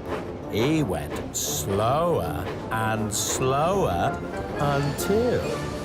No! I'm stuck again. It looks like I'm going faster than you after all. Oh. Hello, Gordon. Have you given up following Thomas already? Thomas tricked me, Edward. He went too slow. Oh, dear. But I must say, you don't seem very reliable. Always getting stuck on your own hill. Wait, Edward! You need to give me a push. Oh, but I didn't think you needed any help from me. After all, I'm so old and unreliable. But I do need your help. I promise not to call you old or unreliable anymore.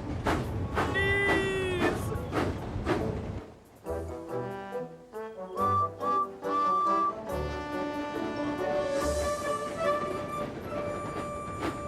Okay, Gordon.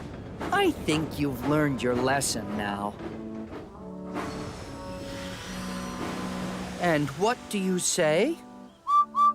Oh, the indignity. Sorry? I mean, thank you. Thank you, Edward. You're welcome, Gordon. Anytime.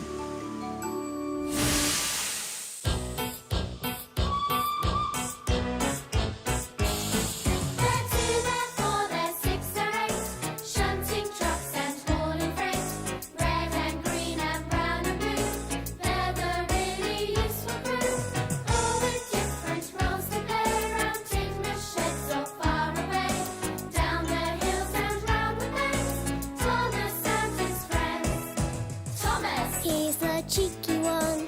James. His fame had lots of fun.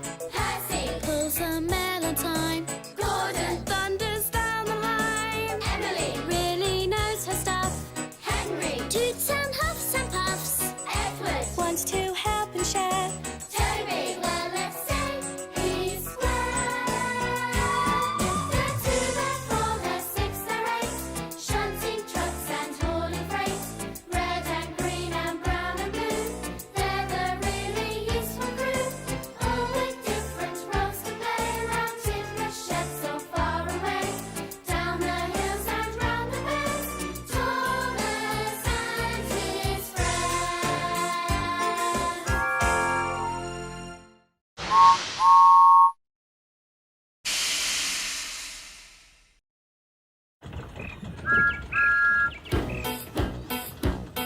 They're two, they're four, they're six, they're eight.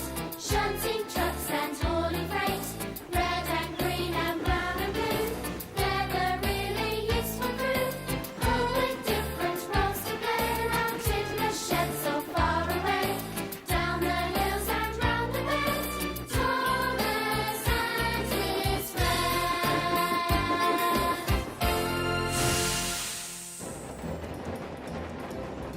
Not so slow, coaches. There's nothing Thomas likes more than pulling Annie and Clarabelle along his branch line. But even though his coaches are very faithful, they do sometimes complain, especially when Thomas goes a bit too fast. He's doing it again, Clarabelle. I agree, Annie. He's going dreadfully fast. I can hear you two. One day, Annie and Clarabelle were complaining as usual. Thomas, slow down. My couplings are clattering. So Thomas decided to be a little cheeky. Oh, dearie me, what are you doing, Thomas? Now you're going too slow. You'll need to speed up if you're going to get us anywhere on time. But I thought you wanted me to go slowly. Oh, well, if you want me to go fast. Battering carriages? Oh, that's much too fast. Cheeky Thomas. Cheeky Thomas.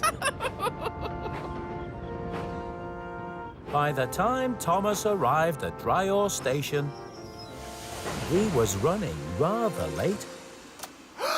Cinders and ashes! I'm supposed to be taking some cars to the quarry after this.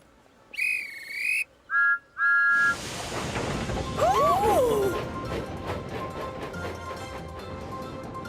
Meanwhile, Caitlyn was pulling into the shunting yard.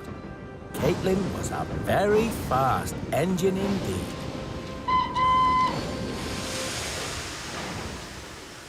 Hello, Caitlyn. What are you doing here? I've been going so fast, I've loosened some boats, Charlie. I need to go to the steamworks and get them tightened. Can I leave my coaches here and come back for them later? Sure thing, Caitlyn.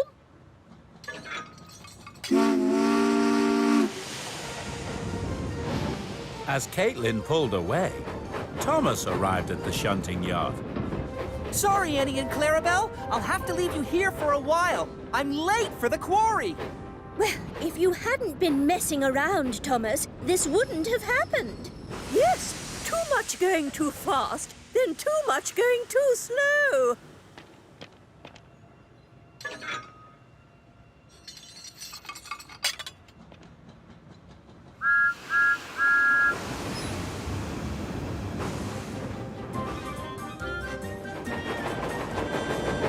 Thomas hurried up to the quarry as fast as he could.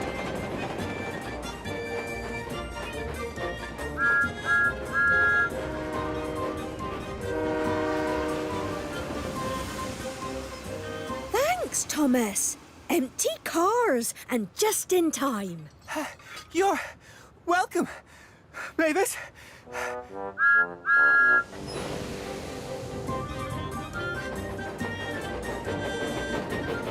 Then he hurried back from the quarry. But Caitlyn came back to the shunting yard first. I've come to collect my coaches, Charlie. Coming, Caitlyn. Ooh, I've got a joke for you. How do bees get to school? I don't know. On a school buzz. Charlie was so busy joking, he accidentally shunted Annie and Clarabelle over to Caitlyn, along with her own coaches. Oh, Thomas must be back. About time, too.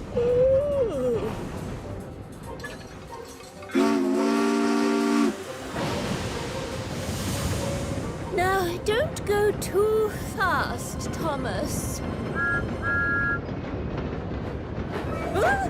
Thomas? You're over there. Well, if he's over there, then who is pulling us? Fizzling fireboxes! Wait, Caitlyn! Come back!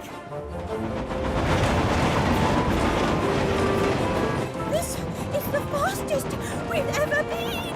I don't like it at all! I've got my eyes closed! Does it help? No, not really.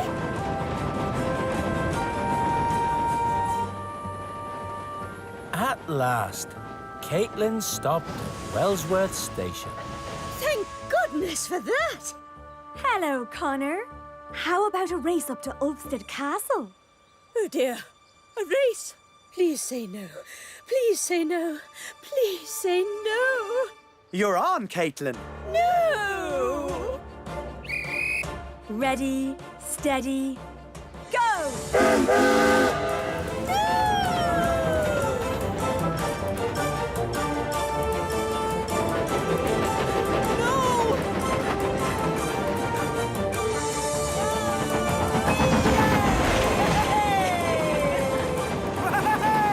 You'll never beat me, Caitlyn. We'll see about that. I'll never complain about Thomas again. Nor will I!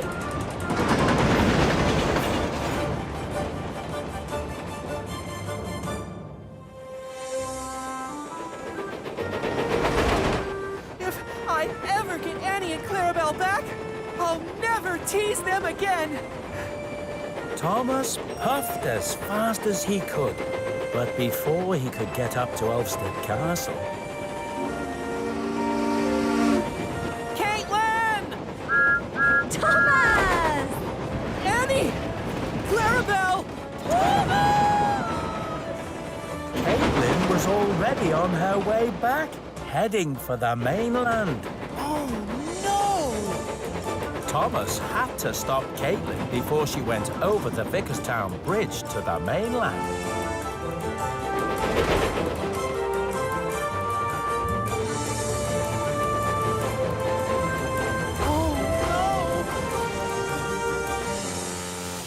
I'm too late.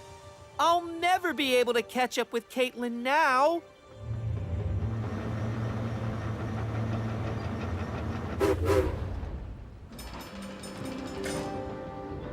Hello, Thomas. Hello, hero. It's a good thing I've stopped Caitlyn. She was taking your coaches away. Annie and Clarabelle! You brought them back!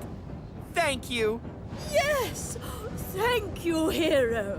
Thank you indeed. Oh, Annie and Clarabelle, I'm sorry I teased you. And we're sorry we complained about how fast you were going.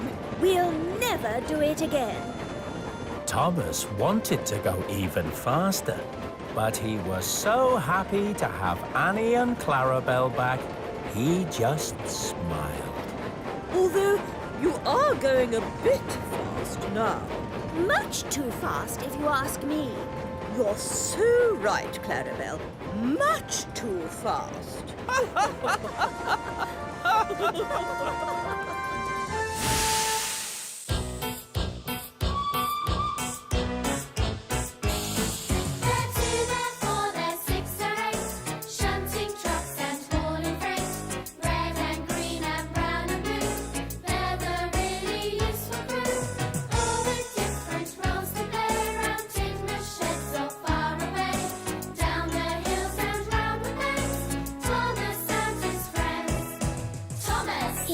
Cheeky one.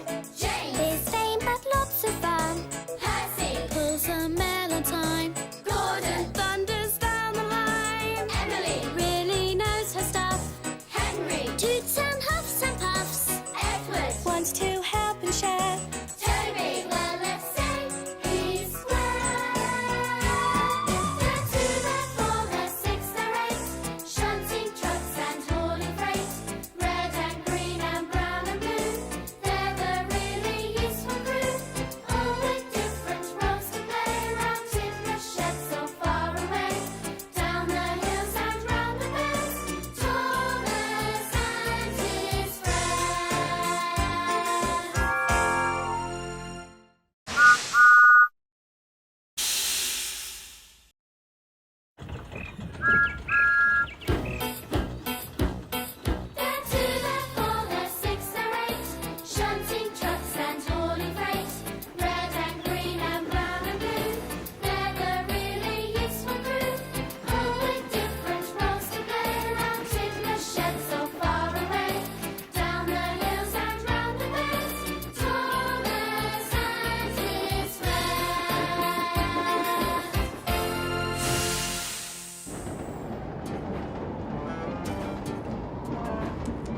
Flatbeds of Fear. It was a misty day on the island of Sodor. At Brendam Docks, Cranky was unloading a big shipment of building supplies. What's that noise? That'll be the Flatbeds of Fear, Thomas. The Flatbeds of Fear? What are they? Well now, me hearty. Long, long ago, An old engine was puffing along the tracks, pulling 3 flatbeds, when suddenly his coupling snapped. And the flatbeds rolled away. Now the flatbeds roll the rails, a-whistling and a-wailing and looking for an engine to couple up to. So, me hearty, beware the flatbeds of fear. They might come rolling after you. Enough of your tall tale, Salty. Thomas has work to do. Off you go, Thomas! So Thomas was coupled up to the flatbed, and with a toot of his whistle, was on his way. Watch out for the flatbeds of fear, Thomas! You never know when they'll come rolling by.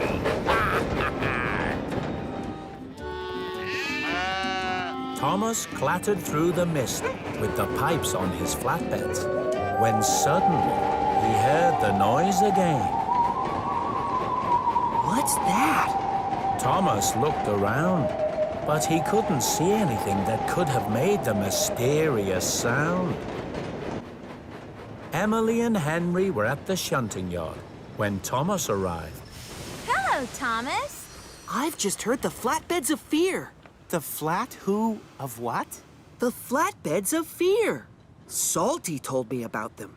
They roam the rails in search of an engine, and they whistle and wail. That sounds spooky. It was.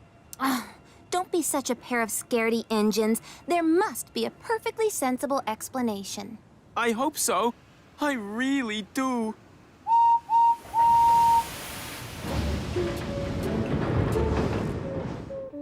The next morning, Henry was sent to pick up the pipes from the shunting yard and take them to Vickerstown. I don't want to hear the flatbeds of fear. I don't want to hear the flatbeds of fear. Oh no! It's the flatbeds of fear! But it was just a cow in the field. I don't want to hear the flatbeds of fear. I don't want to hear the flatbeds of fear. Oh, it's the flatbeds of fear!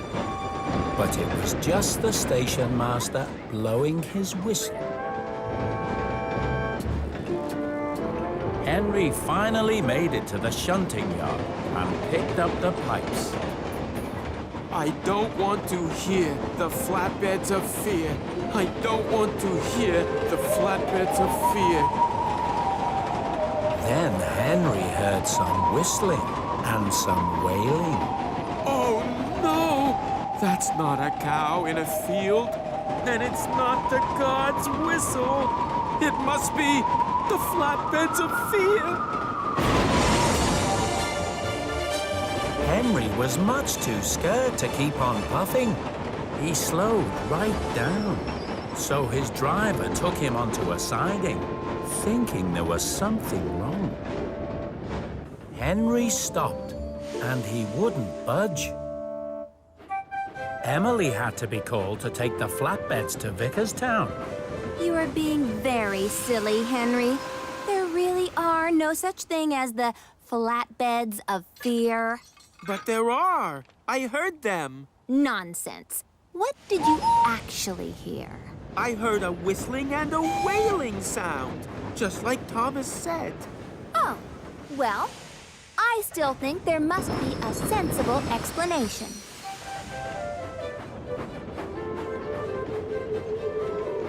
Then Emily heard something too. What's that noise? Thomas, are you playing a trick on me? But Emily couldn't see Thomas anywhere. Henry? Is that you? There was no sign of Henry. Emily puffed away as fast as she could, but the whistling and wailing was right behind her. Oh no! Maybe there isn't a sensible explanation. Maybe it really is the flatbeds of fear. Emily puffed faster and faster as she tried to get away from the flatbeds of fear. Then there was trouble. Emily took a turn too fast. The pipes came loose and rolled off the flatbeds. Bubbling boilers. At least I can't hear the flatbeds of fear anymore.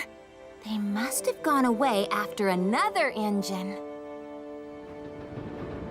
Rocky had to be called to help load the spilled pipes onto the flatbeds again.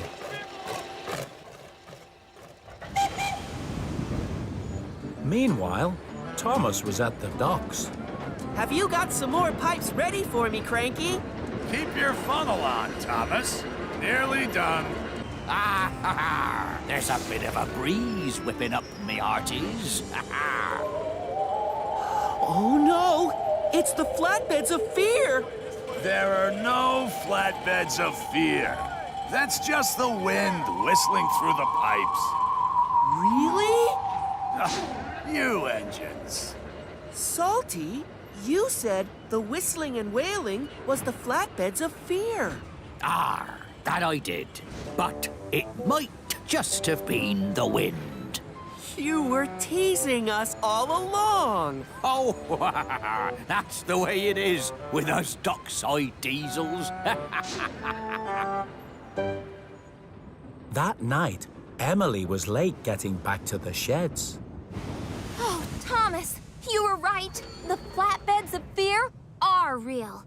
What do you mean? You're the one who was right. There was a sensible explanation. Really?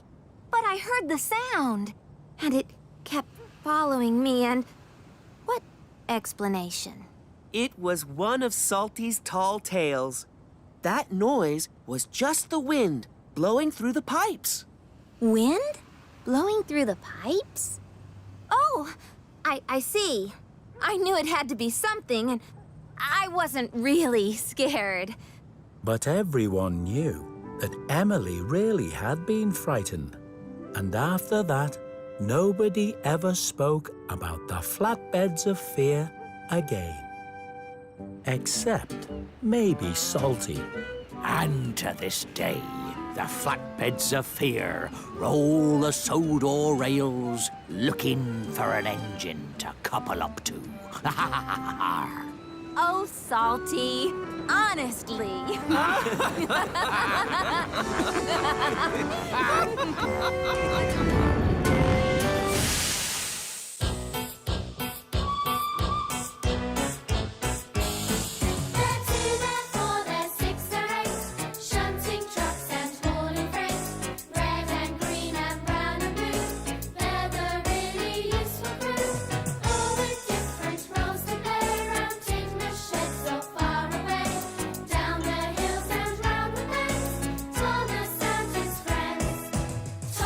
He's the cheeky one. James. His fame but lots of fun. Percy. Pulls a melon time.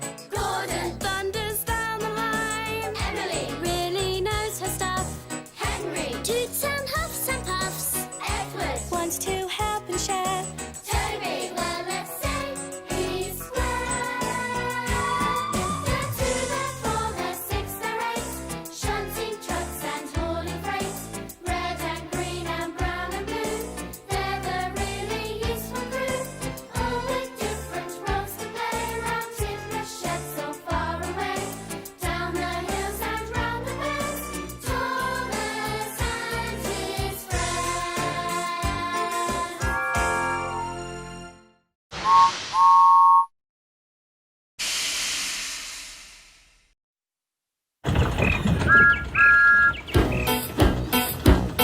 They're two, they're four, they're six, they're eight. Shunting trucks and hauling freight. Red and green and brown and blue. They're the really useful crew. All with different roles to play around in the shed so far away. Down the hills and round the bends. Thomas and his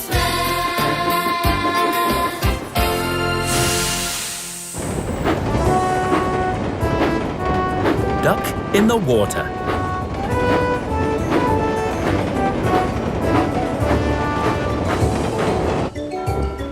It was a cold, wet winter's day. Duck was at Knapford Station when James arrived.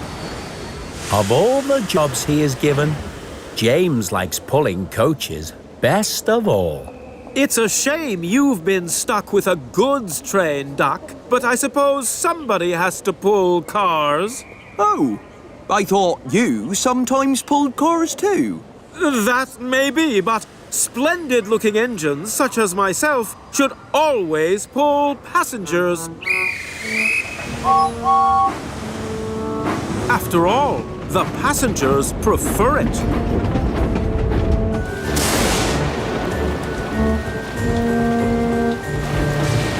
But things don't always turn out the way James would like them to. Oh, who can appreciate my bright red paintwork in this weather?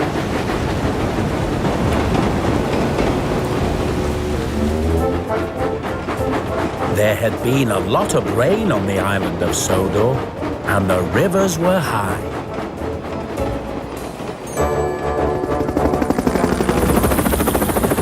Harold was flying over Duck's branch line when he saw that the track had been flooded, so he went to warn Sir Topham Hatt. But it was too late.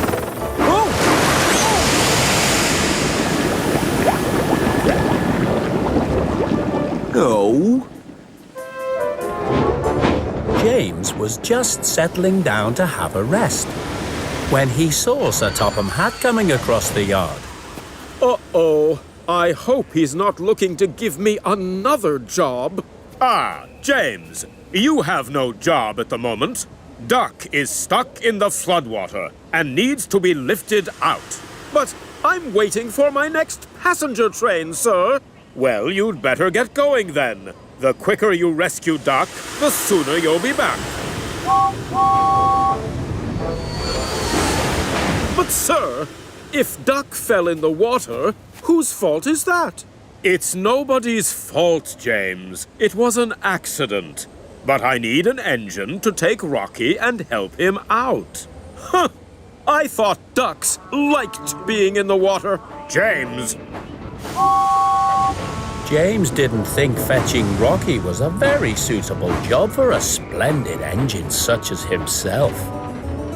But sometimes, every engine has to do a job that they don't like.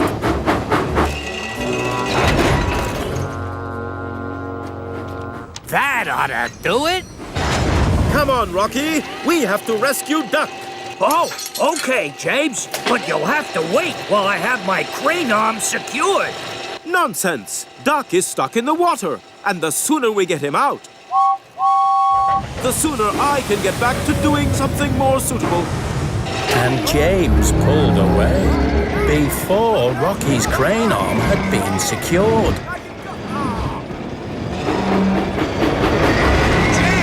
We need to stop. I'm swinging about back here. Get a hold of yourself, Rocky. You'd think you never responded to an emergency before. But you're going to cause an accident. Nonsense. Duck's had the accident. We're just going to rescue him.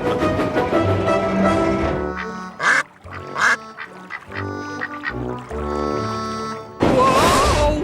James! Slow down! We need to... Whoa! Uh-oh!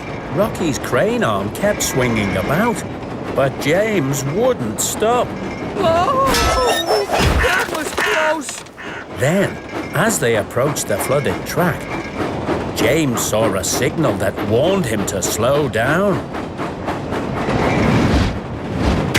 Huh? What was that? What was what? I knocked something over!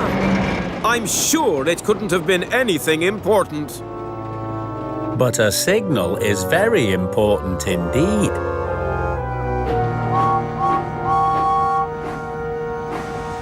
Hurry up! It's cold and wet in here. Keep your steam in, Duck. We're coming to rescue you. I don't have any steam, James. The water has put out my firebox. James had to position Rocky in front of him for the rescue.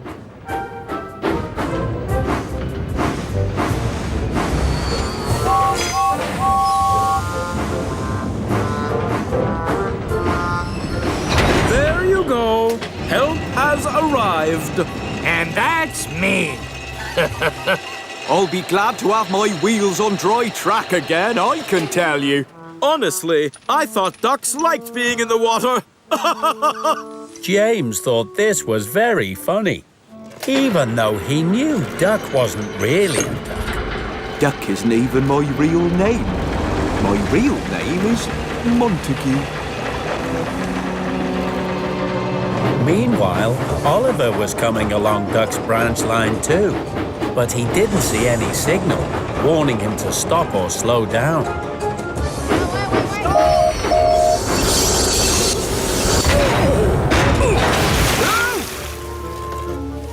Luckily, nobody was hurt, but James was very cross. Oliver, why didn't you look where you were going? There was a yellow signal back there. I didn't see any signal. Please? Can I get out the water now? Rocky started to lift Duck back out of the water again, and Oliver started to back up so that his driver could put up a warning flag. But then there was more trouble.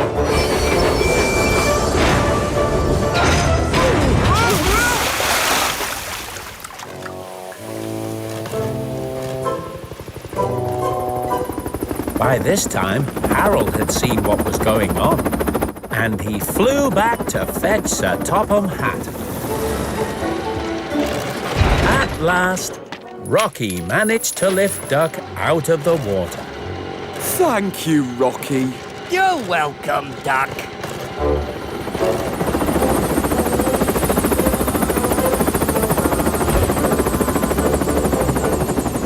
So many accidents. How could this have happened on my railway? I'm very sorry, sir, but it must be my fault. I must have knocked down the signal pole. My crane arm wasn't secured, and I was swinging about. It was nobody's fault. It was an accident. I was in a hurry to go, and Rocky wasn't ready, so...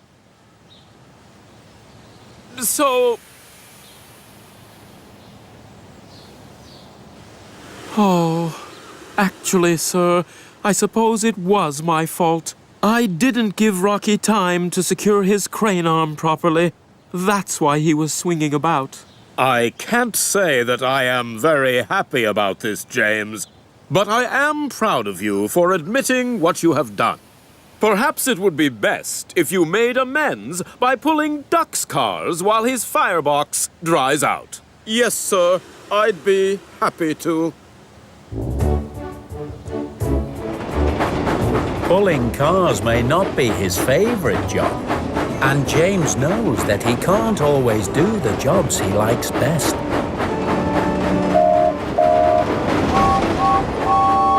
But so long as the sun is shining, he is a very splendid-looking, bright red engine indeed.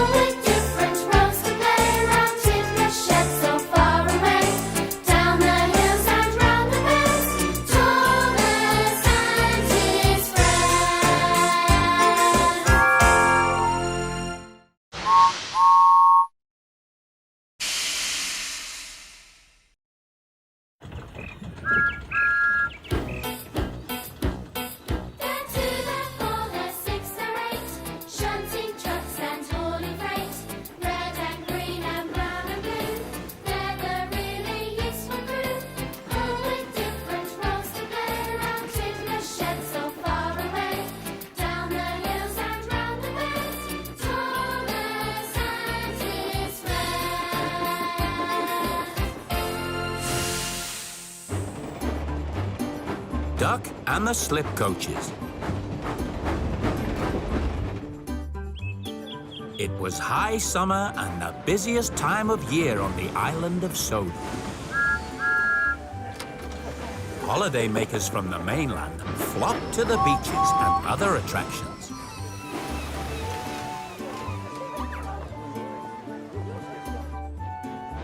The engines were busier than they'd ever been before.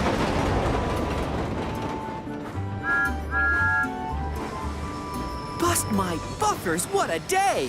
I've never seen so many passengers. I don't mind. All the more people to admire my shiny red paint. At this time of year, Sir Topham Hatt would often worry about getting everyone to their destinations on time. All aboard! Come on, James. There's no time for dilly-dallying. Chop, chop. We can't have any delays. Oh, what's this? Oh, my. That's enough of that. Thank you, Thomas and James. Off you go. Yes, sir. Right, sir. Oh! That night, Duck stayed at Tidmouth Sheds so he could help with all the extra passengers in the morning. Evening all. Hello, Duck. Nice to see you. Oh, no, not that old fuddy-duddy. Duck liked to talk about the old days when he worked on the Great Western Railway. James thought he was a bit annoying. You know, days like today remind me of summers back on the Great Western Railway. Oh, here we go. We carried so many holiday makers, they used to call it the Sunshine Line. In those days, I used to pull slip coaches. Coaches which could be uncoupled without even stopping.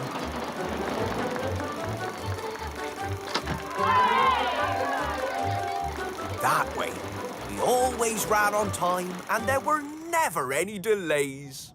Wow! I've never heard of slip coaches before. You had to be careful, though. Go too slow in the station and they'd bump into the back of you.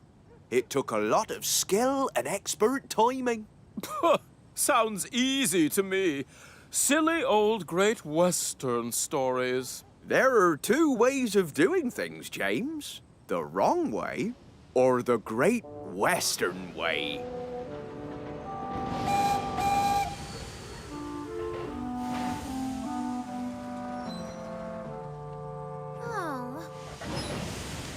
Tomorrow is going to be our busiest day ever on Sodor. I just don't know how we'll get everyone to their destinations on time. When James heard what Sir Topham Hatt said, it gave him an idea. I know what would help deliver all the passengers on time, sir. They're called slip coaches. Slip coaches? Go on, James. And James told Sir Topham Hatt all about the slip coaches and how they help avoid delays. Oh, wow!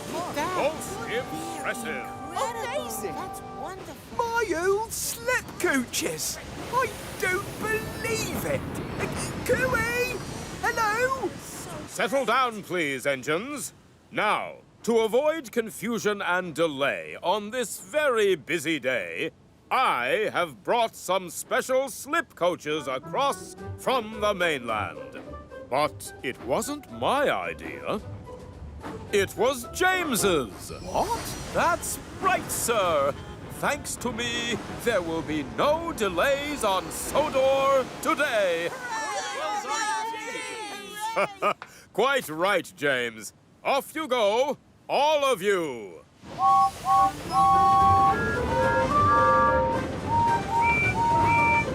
But I told James about the slip coaches. It was my idea. But no one was left to listen to Duck. Feeling rather sad, he steamed away. Oh. Passengers, pay attention. Make sure you get into the right coach, the one that's stopping at your station. All aboard! I'll get you there on time with my brand new slip coaches! James was very pleased with himself. He liked it when people waved at him. He thought he was very clever for pulling the slip coaches. Do you think James knows what he's doing? I don't know. I hope so. James was approaching his first stop. Duck was sad that it wasn't him pulling the slip coaches. Prepare to uncouple the rear coach. Don't slow down too much in the station, James, or the last coach will bump into the back of you. Yes, yes, thank you, Duck. I know what to do. Release the coach!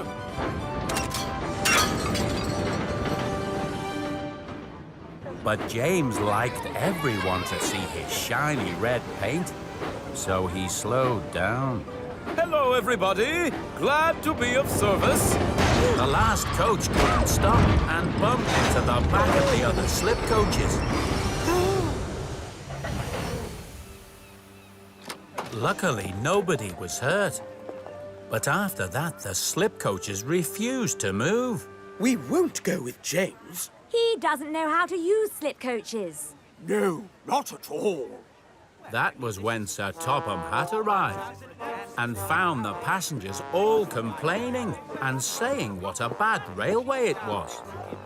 Oh, James, what have you done? These slip coaches were a terrible idea. But, sir, they just take a bit of getting used to, that's all. Maybe I could help, sir. The slip coaches were overjoyed to see their old friend Duck. Hello, Hello, Duck. Hello, Slippies. Do you mean to say you know these slip coaches, Duck? Of course. I used to pull them on the Great Western Railway, as I was telling James last night. Suddenly, Sir Topham Hatt understood. James had only pretended to know about slip coaches. Really, it was all Duck's idea. Duck, perhaps you would like to pull the slip coaches around Sodor. If that's all right with them, of course. Yay, Duck! Of course it is. Capital idea. So Duck took over pulling the slip coaches.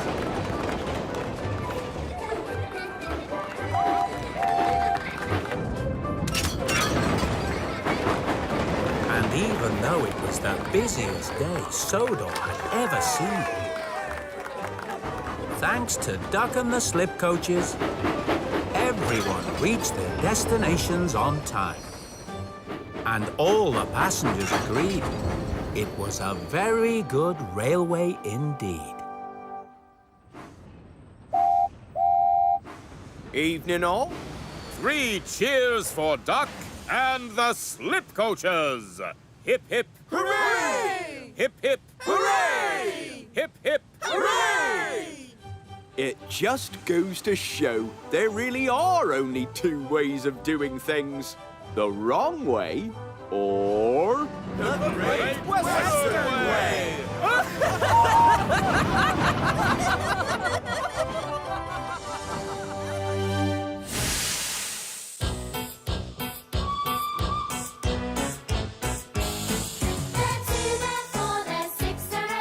Shunting trucks and hauling freight, red and green and brown and blue.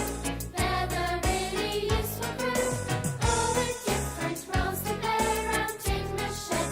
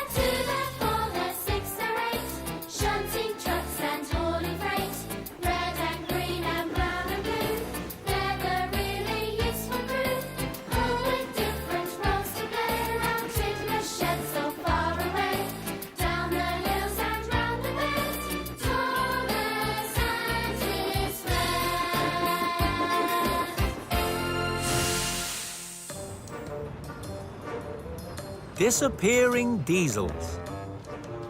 Some engines on the island of Sodor give diesels a bad reputation.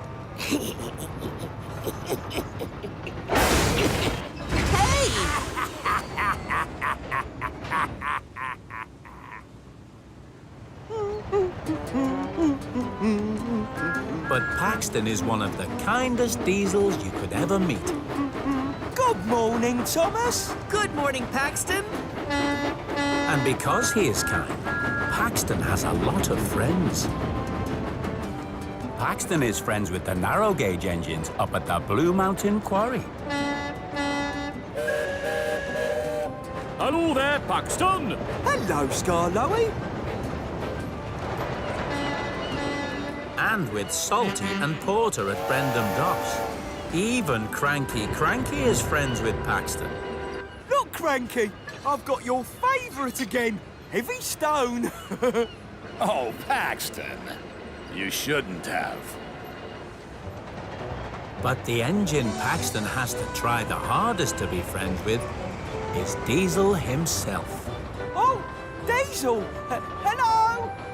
Hello? Unfortunately, Diesel is not a very easy engine to be friends with.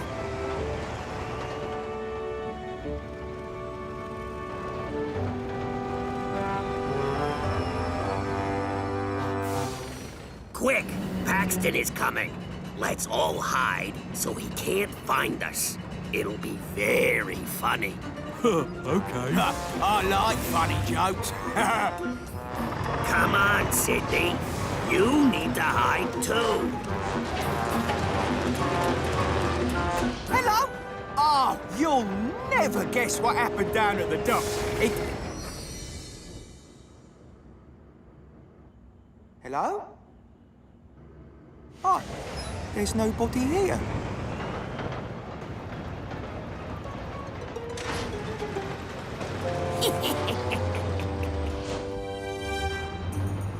Diesels?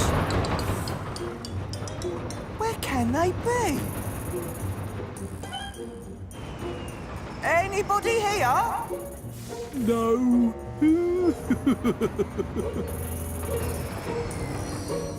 Hello?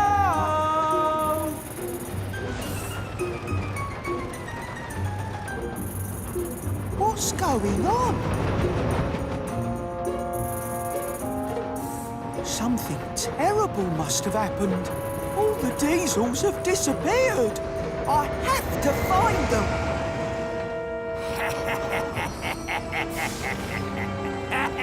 I think we've taken this joke a little too far. Yeah. What he means is, Paxton was really worried. Don't be such fussy buffers. It was a joke, that's all. And jokes are really funny. Paxton didn't think it was a joke at all. Hello? Any diesels here? I'm a diesel. But Paxton didn't hear Rusty because he was already hurrying away.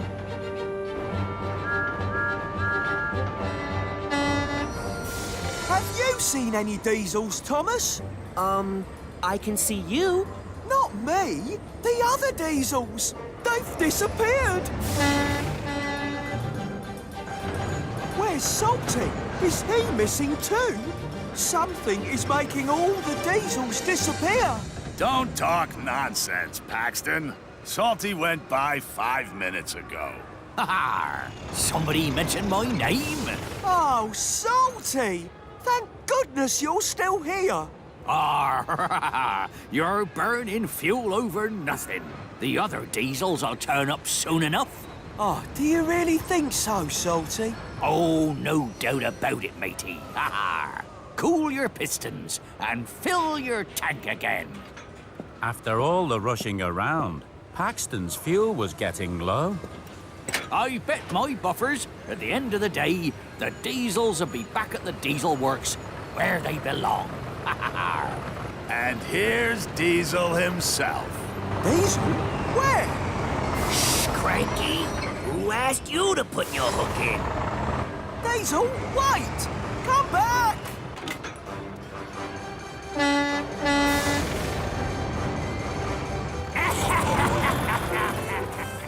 Paxton doesn't give up easily. I'll give him that. Diesel, wait!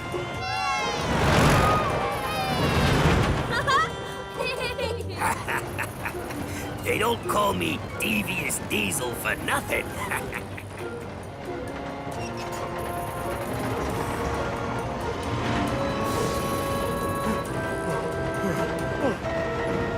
Yes? Can I help you, Diesel? Is that Diesel over there, Reg? No, it isn't. But that did sound like Diesel. That's because it is Diesel, Paxton. No, it's not. I'm a truckload of sausages. Sausages? Diesel, wait! Come back! Oh, what do you want to go chasing after him for? He's my friend! Is he really? Diesel was still having so much fun that he decided to go up to the quarry to hide. But no sooner had he pulled off the mainland than he ran out of fuel. No, my tank can't be empty. Finally! Diesel, I've been worried. All the diesels have gone missing. We weren't missing. We were hiding from you. Oh, well, that's not a very good hiding place, Diesel. I can see you. I know. I didn't expect to stop. A better hiding place would be behind a shed, or some bushes, or even up at the quarry. I know. I didn't plan to hide here, but I ran out of fuel and... Oh, well, why didn't you say so? What are you doing? I'm shunting you to the next station so you can get some more fuel. Oh. Diesel didn't know what to make of this. He hadn't been very kind to Paxton, but Paxton was being very kind to him. Diesel didn't know what to say. He didn't like to say thank you, so he didn't say it. Why did you help me? That's what friends are for. Paxton was just happy to have found Diesel again. He was even happier when he got back to the diesel works and found the other diesels there. Hello? I was looking for you.